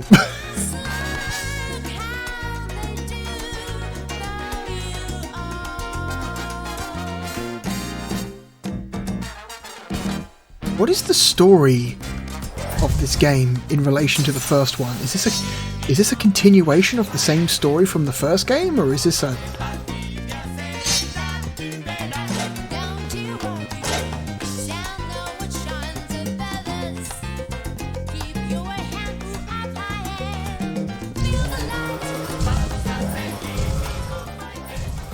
Is this another interpretation of the same events? Like, what is happening?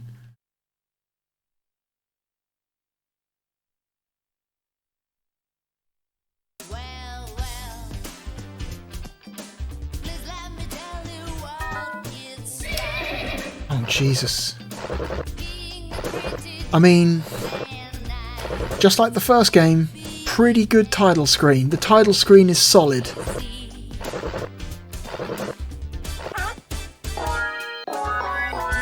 Solid title screen.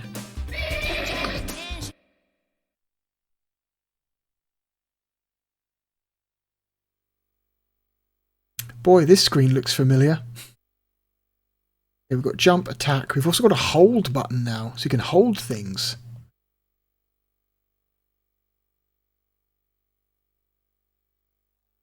Sound, stereo, background music, crazy TV.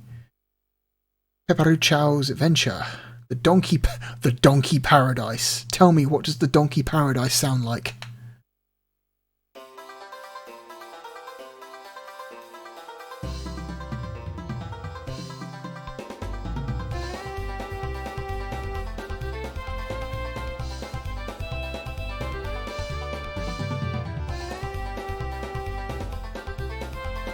Keep your concentration.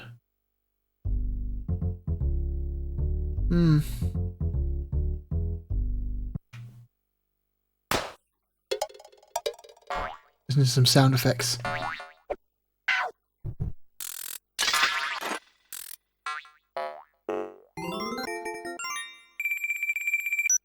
Anyway. Okay, let's get on with this. Another ridiculous soundtrack. I feel like Sega's soundtracks were at their most ridiculous and unhinged during this generation.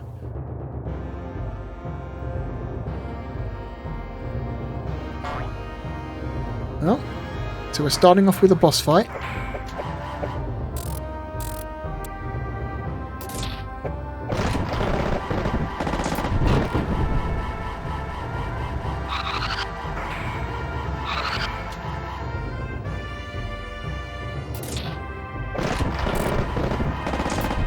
Is this like a reenactment of the final boss from the first game? I'm not sure, I've never finished the first game. They're doing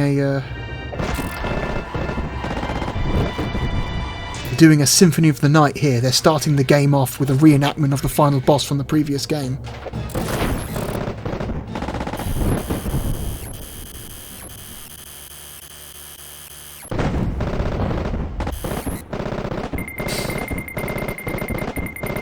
I'm guessing that's what this is?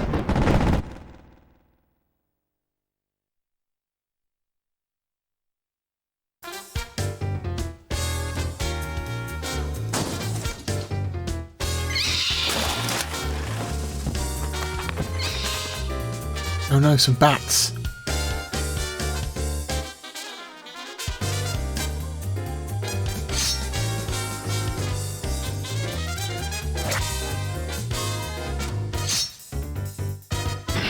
So are these guys friends or rivals? I can't figure it out.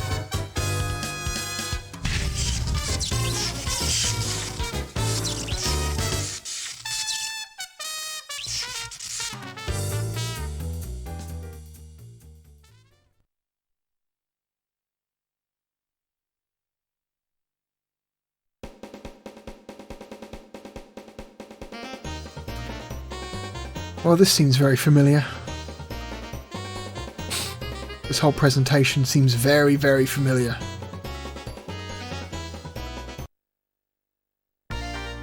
Different loading screen though.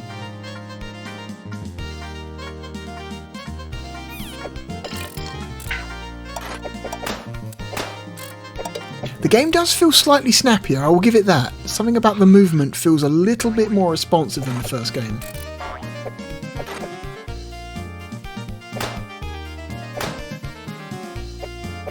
Maybe they did do something? Maybe they did? I don't know. Maybe they did take...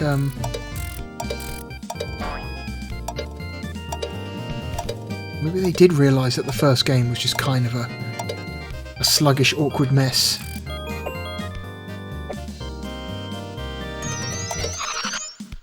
You spin the card, okay. Are we supposed to kick the egg to the end? No. No, get... Okay, kick. I'm just going to assume that something's going to happen if we kick this egg to the end. Oh my god, did you see that? 3D. We turned a 90-degree angle. Okay, nothing happened. Oh, fuck! Well, that's annoying.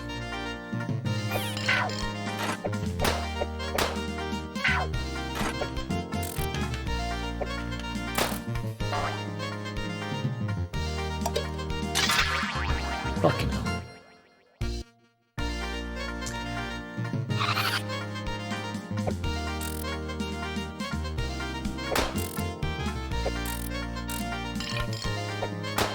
Fuck off, please. Let's be a bit more careful, shall we? Die. Die. Die. Die. Die. Run. The card is already spinned. Spun.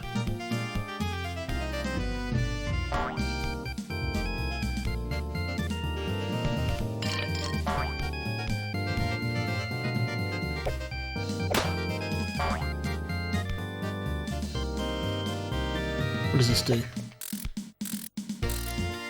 Okay, that's something you can interact with. That's interesting, I guess.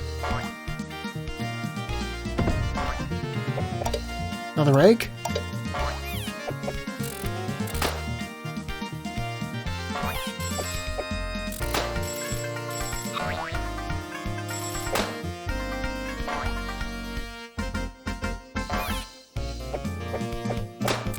Okay. Going up. Okay, I'm gonna get a running start. Oh, it's dumb.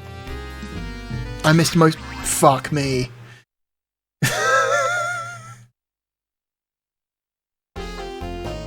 That's rude. Okay. Alright. Okay, this game is rude.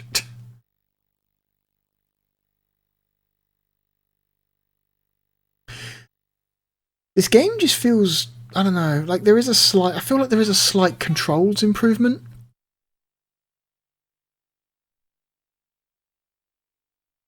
Like the controls do feel a little bit snappier.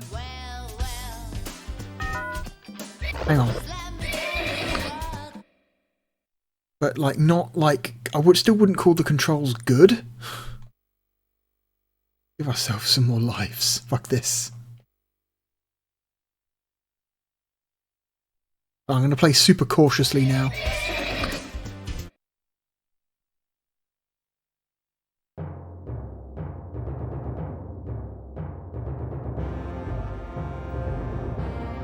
Oh, we're going to do this fucking shit again. Oh my god.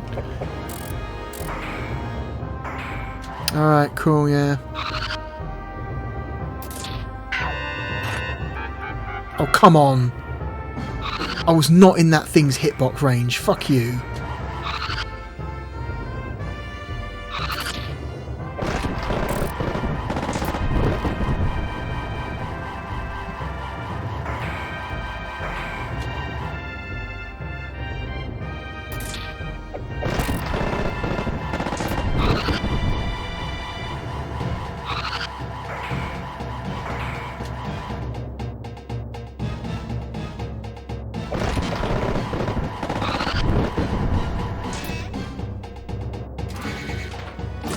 He takes out his face.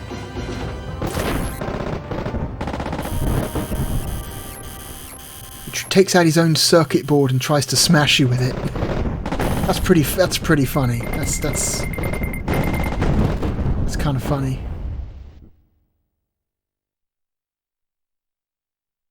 Okay. Skip this video. We've seen the video.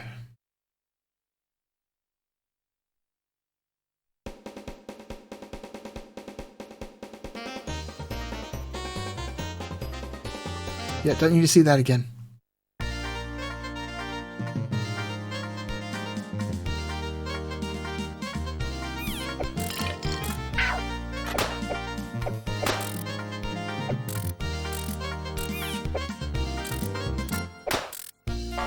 Okay.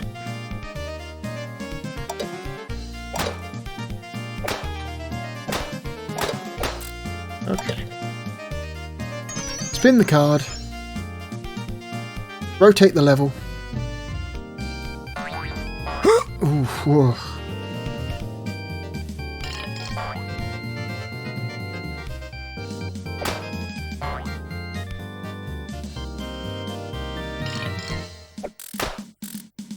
Don't care about going up the ramp anymore. We'll go up this ramp instead. What's this?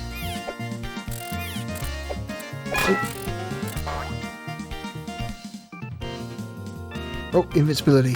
Let's go.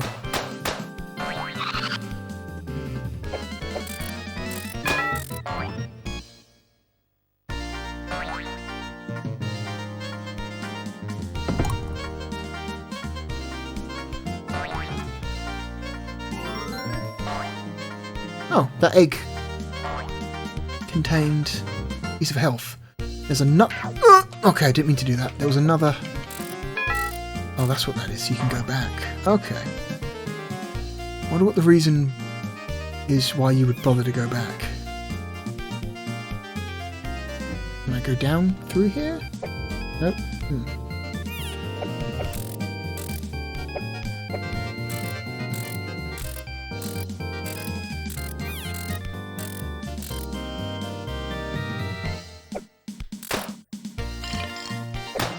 Get away from me.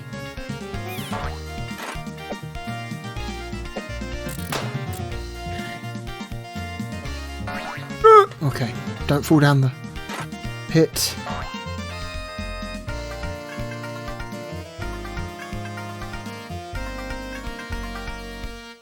Spin another card. Again, I still don't quite understand what this ending thing is. Is it a long jump? Do I have to jump on a specific part of it? I don't get it. Mechanics unclear.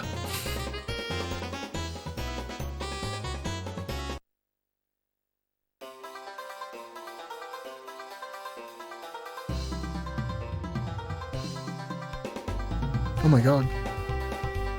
Oh my god.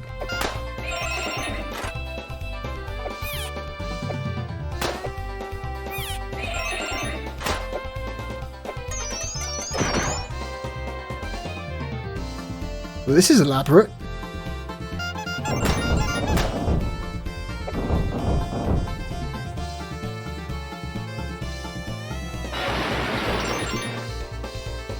So you have auto-scrolling levels where you have to ride a horse. That's interesting. Or you can see other parts of the level back there. That's interesting as well.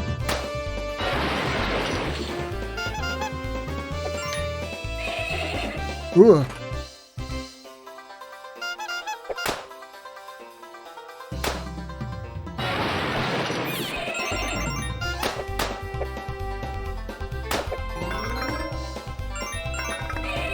Oh, no.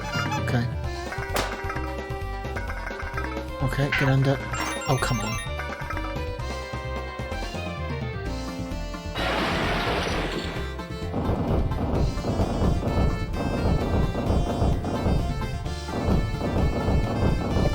Ooh. Just.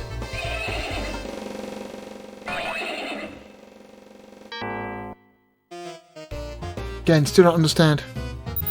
So it's not distance, so it must be precision. You must have to land on a specific part of that pad. I just wish the game was clearer about what part of it you're supposed to hit.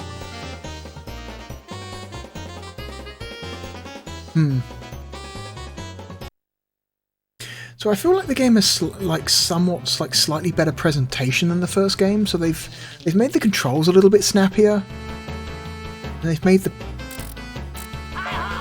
What the fuck is this? Oh my god. It's a snake made out of three-dimensional blocks. That's kind of neat.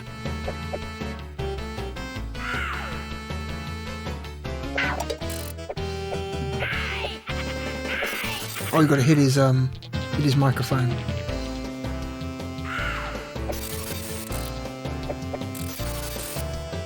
Woo. Okay, it's a neat idea. You know what? This is a cool idea for a boss. Look at this. This is actually kind of neat looking. Like, here's this weird snake made out of blocks.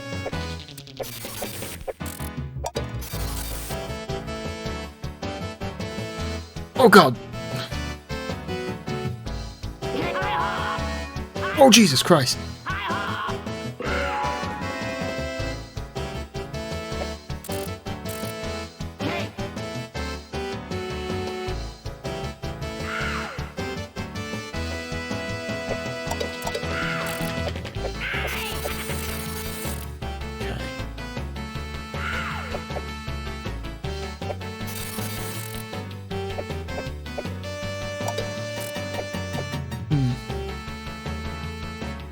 I assume I'm doing the correct thing.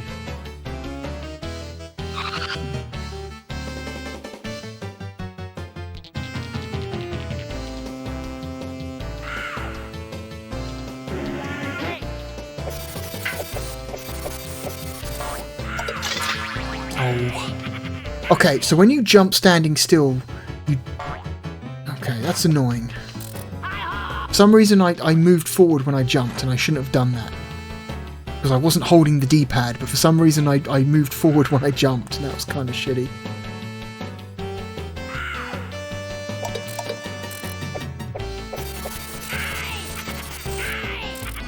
Okay.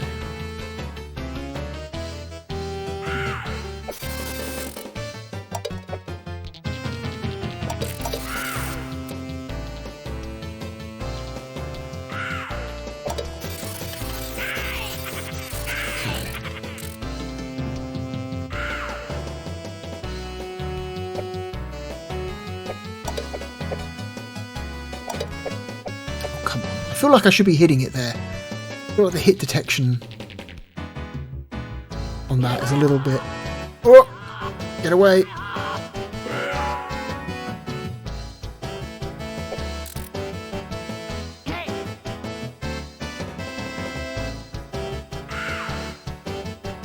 Okay.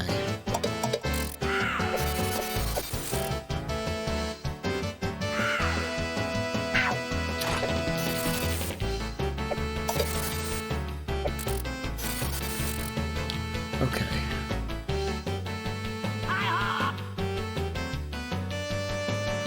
Is that meant to be an attack, or...?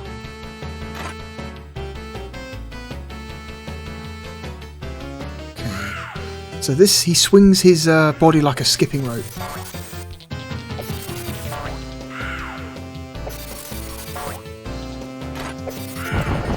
Okay.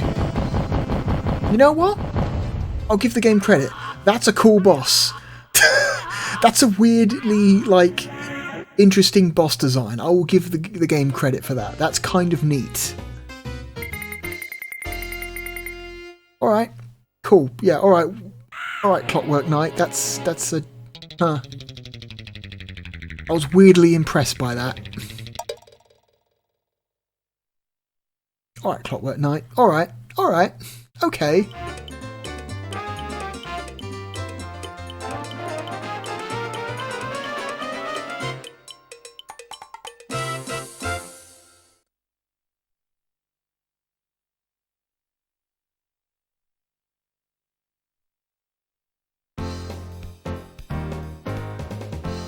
Saltian... Oh, it's this thing again. Welcome back. Let's begin. You can bet up to 15 coins. Well, I haven't got 15 coins. 10 is a good bet. Okay, I'm going to try. Here we go. That one. Oh my god, I've already lost it. I've already lost it. This is disaster. This is a disaster. I've already lost it. I'm going to go with the one directly in front. Oh! Would you believe it? That was the one I was following. Try your hand or double or nothing. Yes, bet it all. No, play it safe.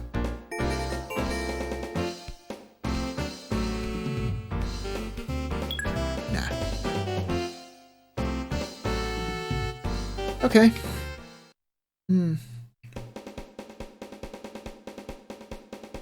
Study room.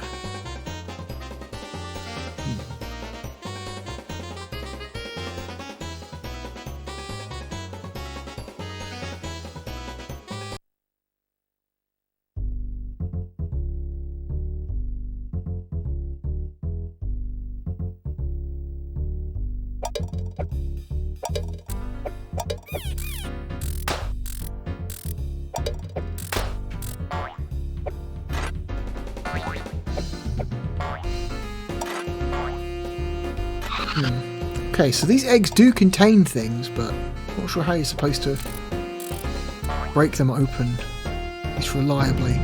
Oh, that was a cannon. Well, that was interesting.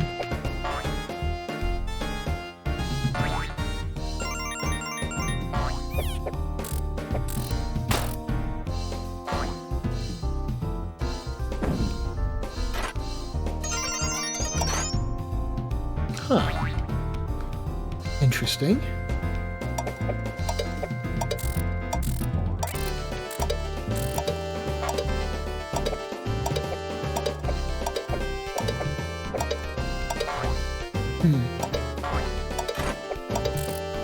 Can I pick them up? No. No. Okay. I'm breaking them. Oh. Okay, I broke it. I opened the damn thing. What about this one? I stop. Stop. And then no. No. Get down and B? No? Okay. I don't know how I picked it up. I picked it up somehow and I don't know.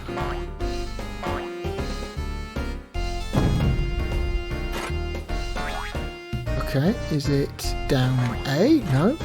Up and A? No. Up and C, down and C.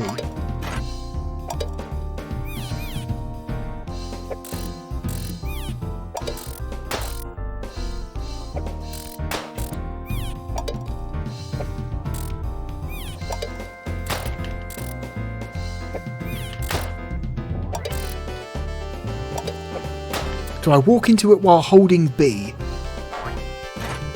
It is. Okay, that's how you pick things up. Hold down B and walk into something. We figured it out. Oh, does one get down there?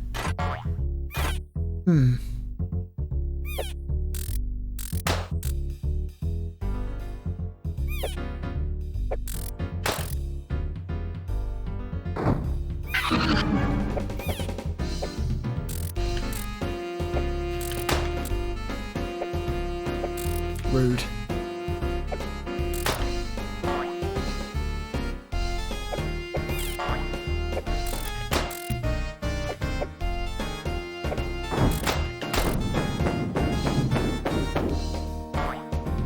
Well, that's kind of neat.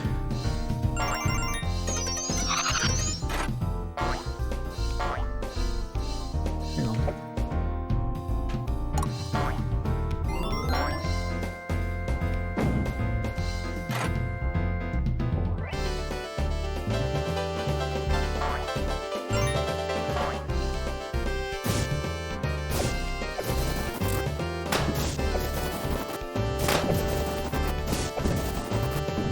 Okay.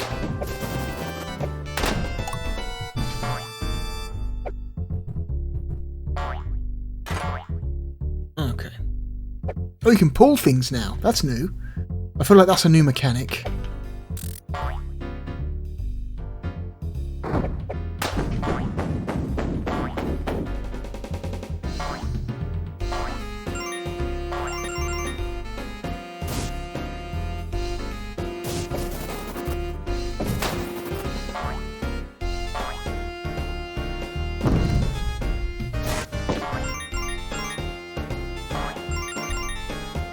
Fuck.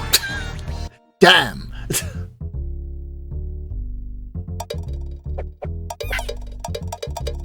It's annoying that enemies still hurt you even though they're stunned. Not a fan of that.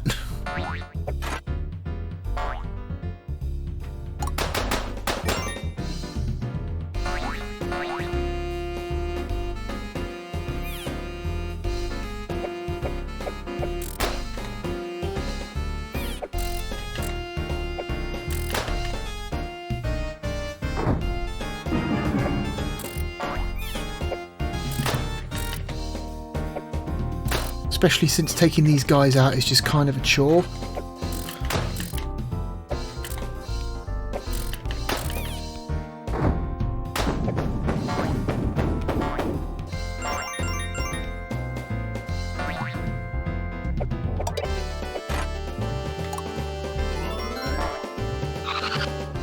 It's nice that the full health respawns though.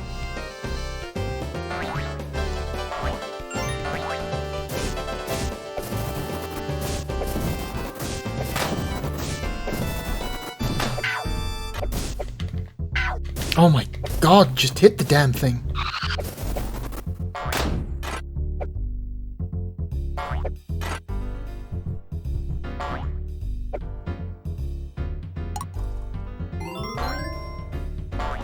Okay.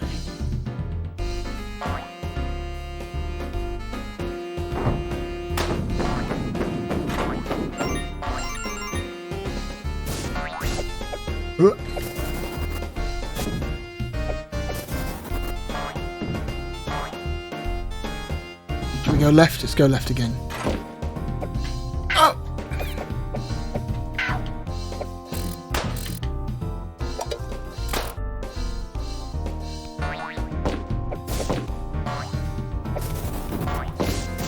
Oh, it's a dispenser.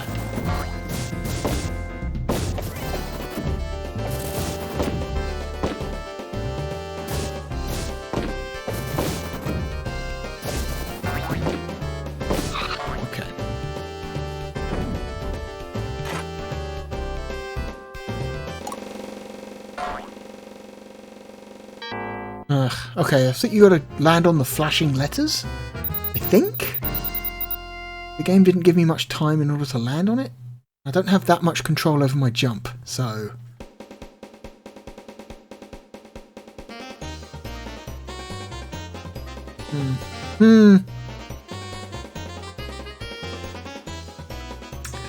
Alright, this is the last level. This is the last thing we'll do before we rank the game and end the video.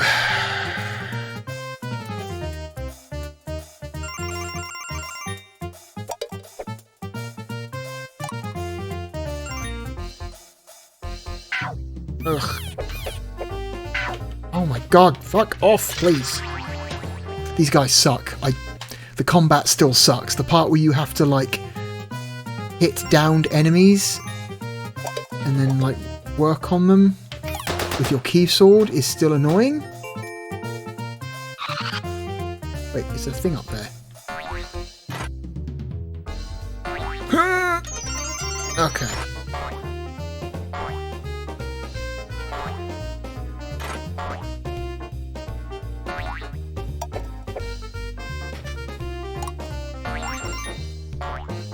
Okay.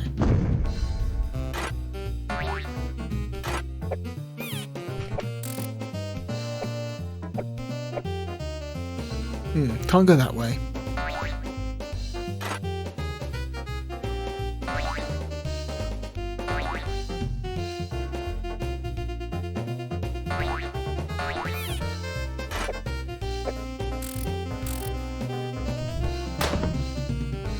Oh, you've got to push the book over. Oh, I see. Okay.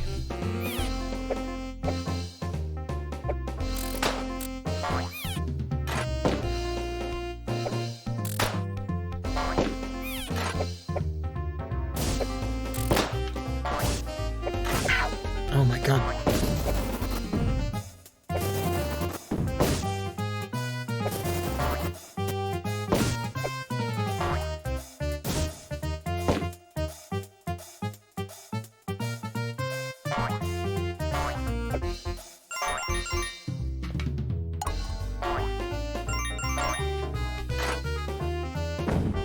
Okay, making progress.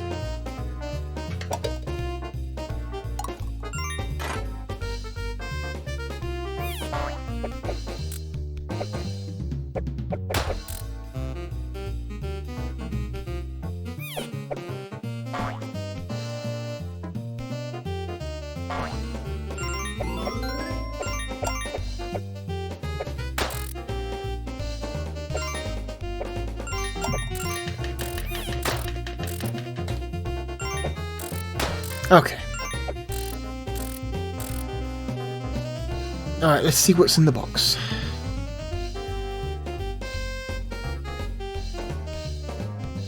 Go on then.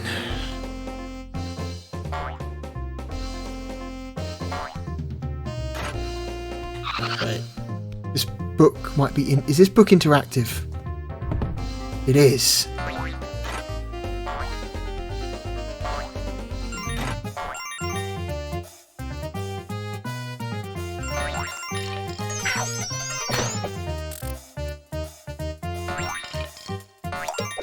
Okay.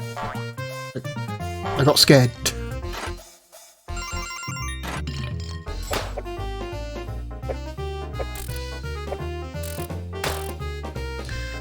And the fact that you have to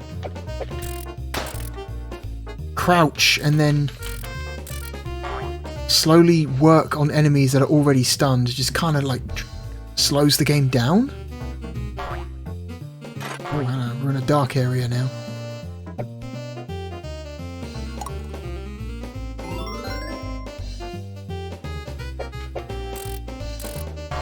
Leads to another lockbox. Whoop! Oh god.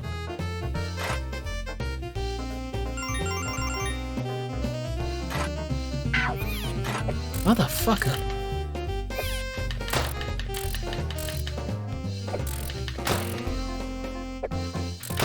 Okay.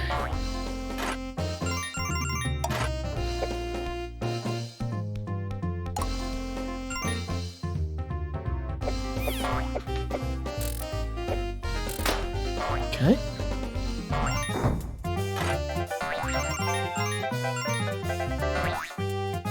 What the hell is this? Zippo lighter?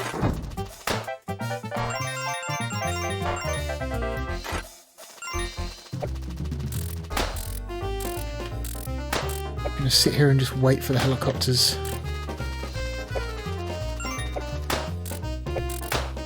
Luckily they all attack you at like sword height.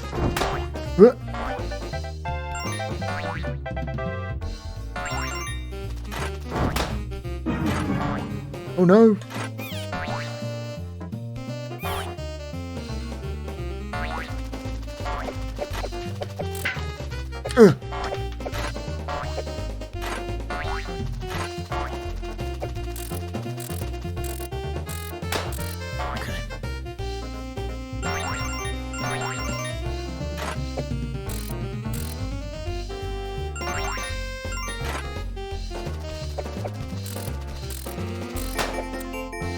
Okay.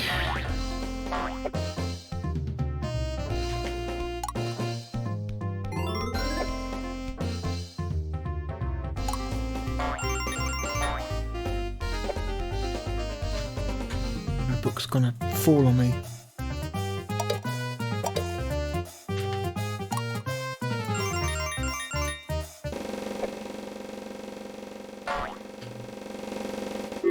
I got it!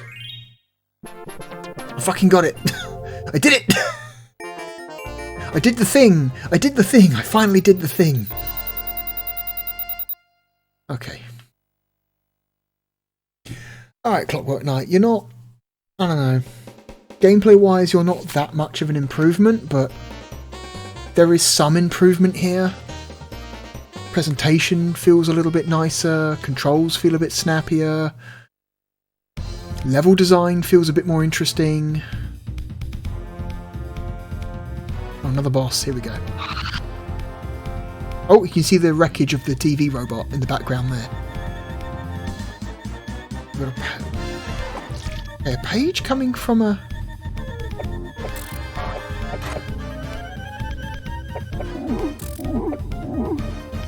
It's a gorilla made of paper.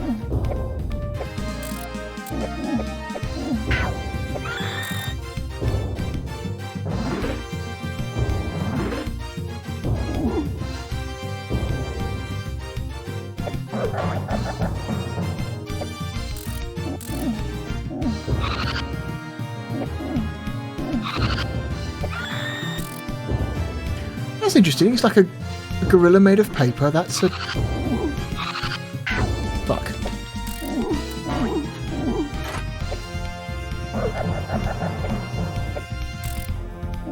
Run.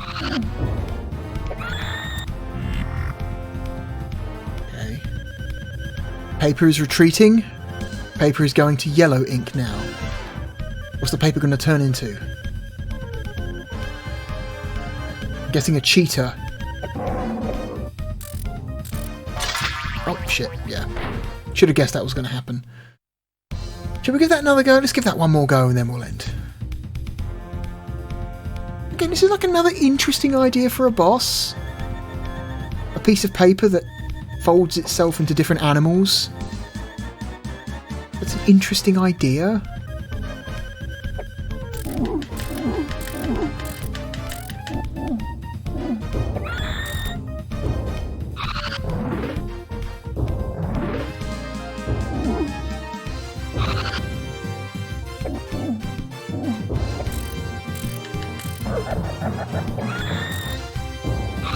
Okay, 1, 2.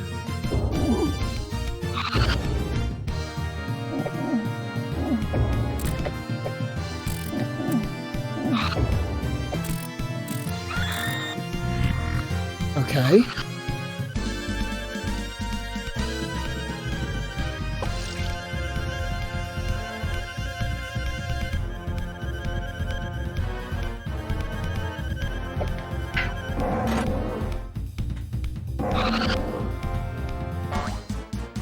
Oh, come on.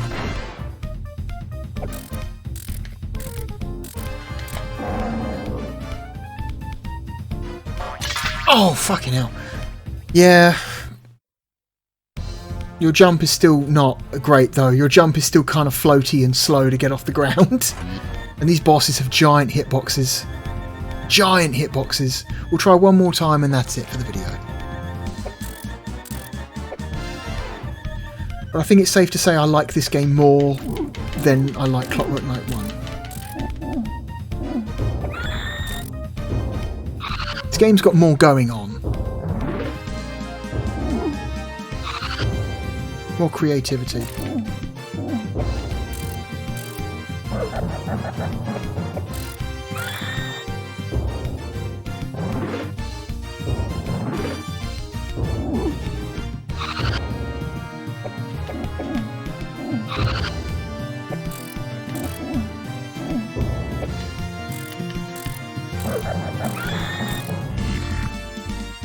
Okay, let's try and see what the blue ink stage is, at least.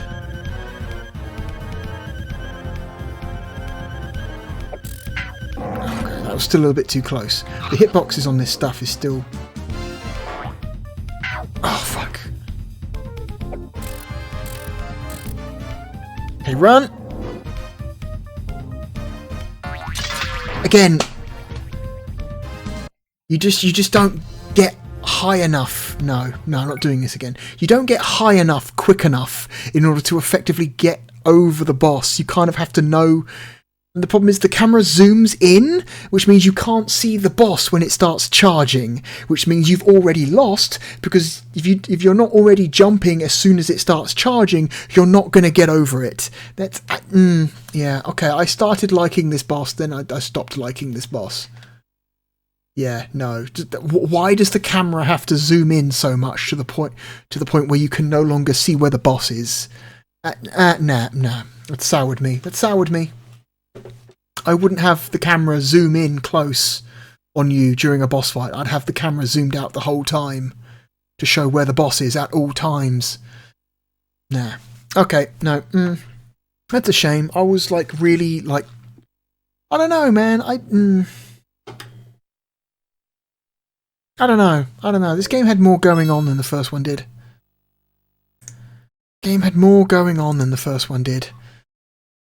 So where are we going to put Clockwork Knight 2?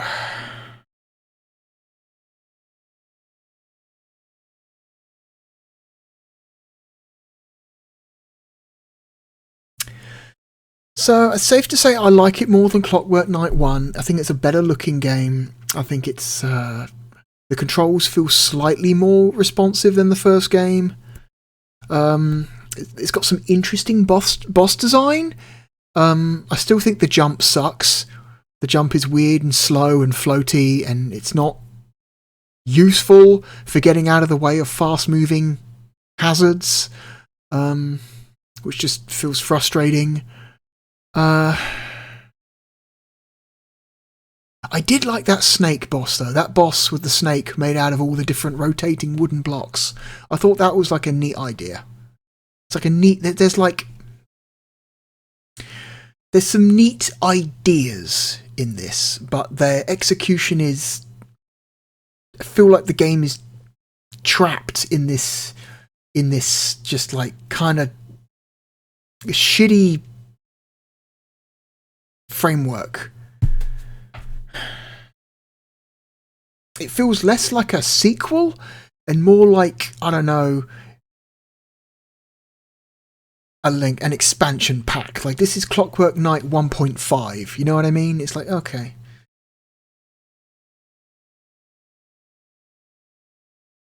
Like, you made some very minor improvements here and there, but ultimately this is still kind of the same game. So I like it more than Clockwork Knight 1. Do I like it more than Bug?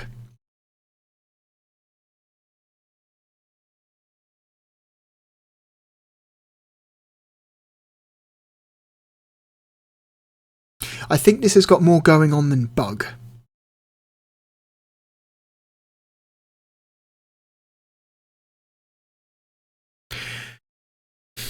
Is it? This might... Do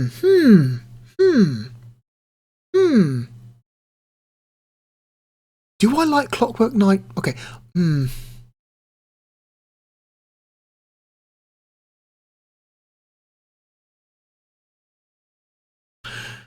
I think, based on what I've seen, I'm probably more likely to come back to Clockwork Knight 2 than I am to come back to Digital Pinball. Again, Digital Pinball has got like really like nice and slick looking presentation. It's very sharp. It's very high res for the time. but the part where you play pinball kind of sucks. Clockwork Knight 2, I don't know, it feels like, I don't know, there's some ideas here. It's still kind of, controls are still kind of frustrating, even though they are a slight improvement over the first game. But it feels like there's more of a, I don't know, there's more of a present, there's more ideas going on here, like,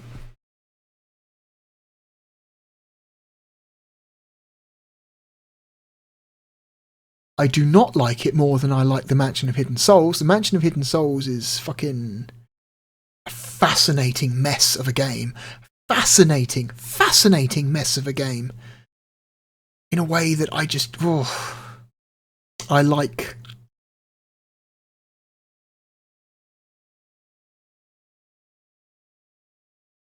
I respect what Clockwork Knight 2 is attempting.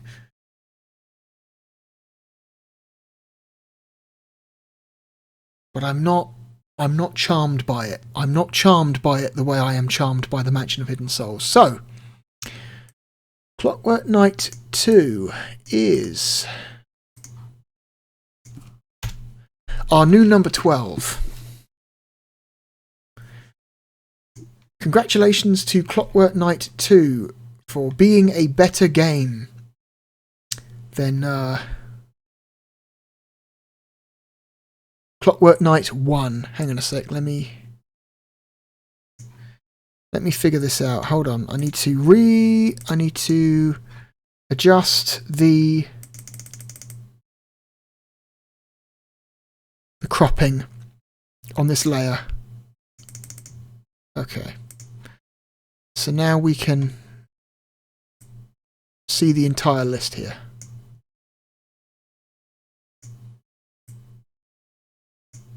There we go. Now we can scroll properly. Oh, hang on. That's kind of bad, actually. There we go. So, 15 games. We've ranked 15 games of the European Sega Saturn library.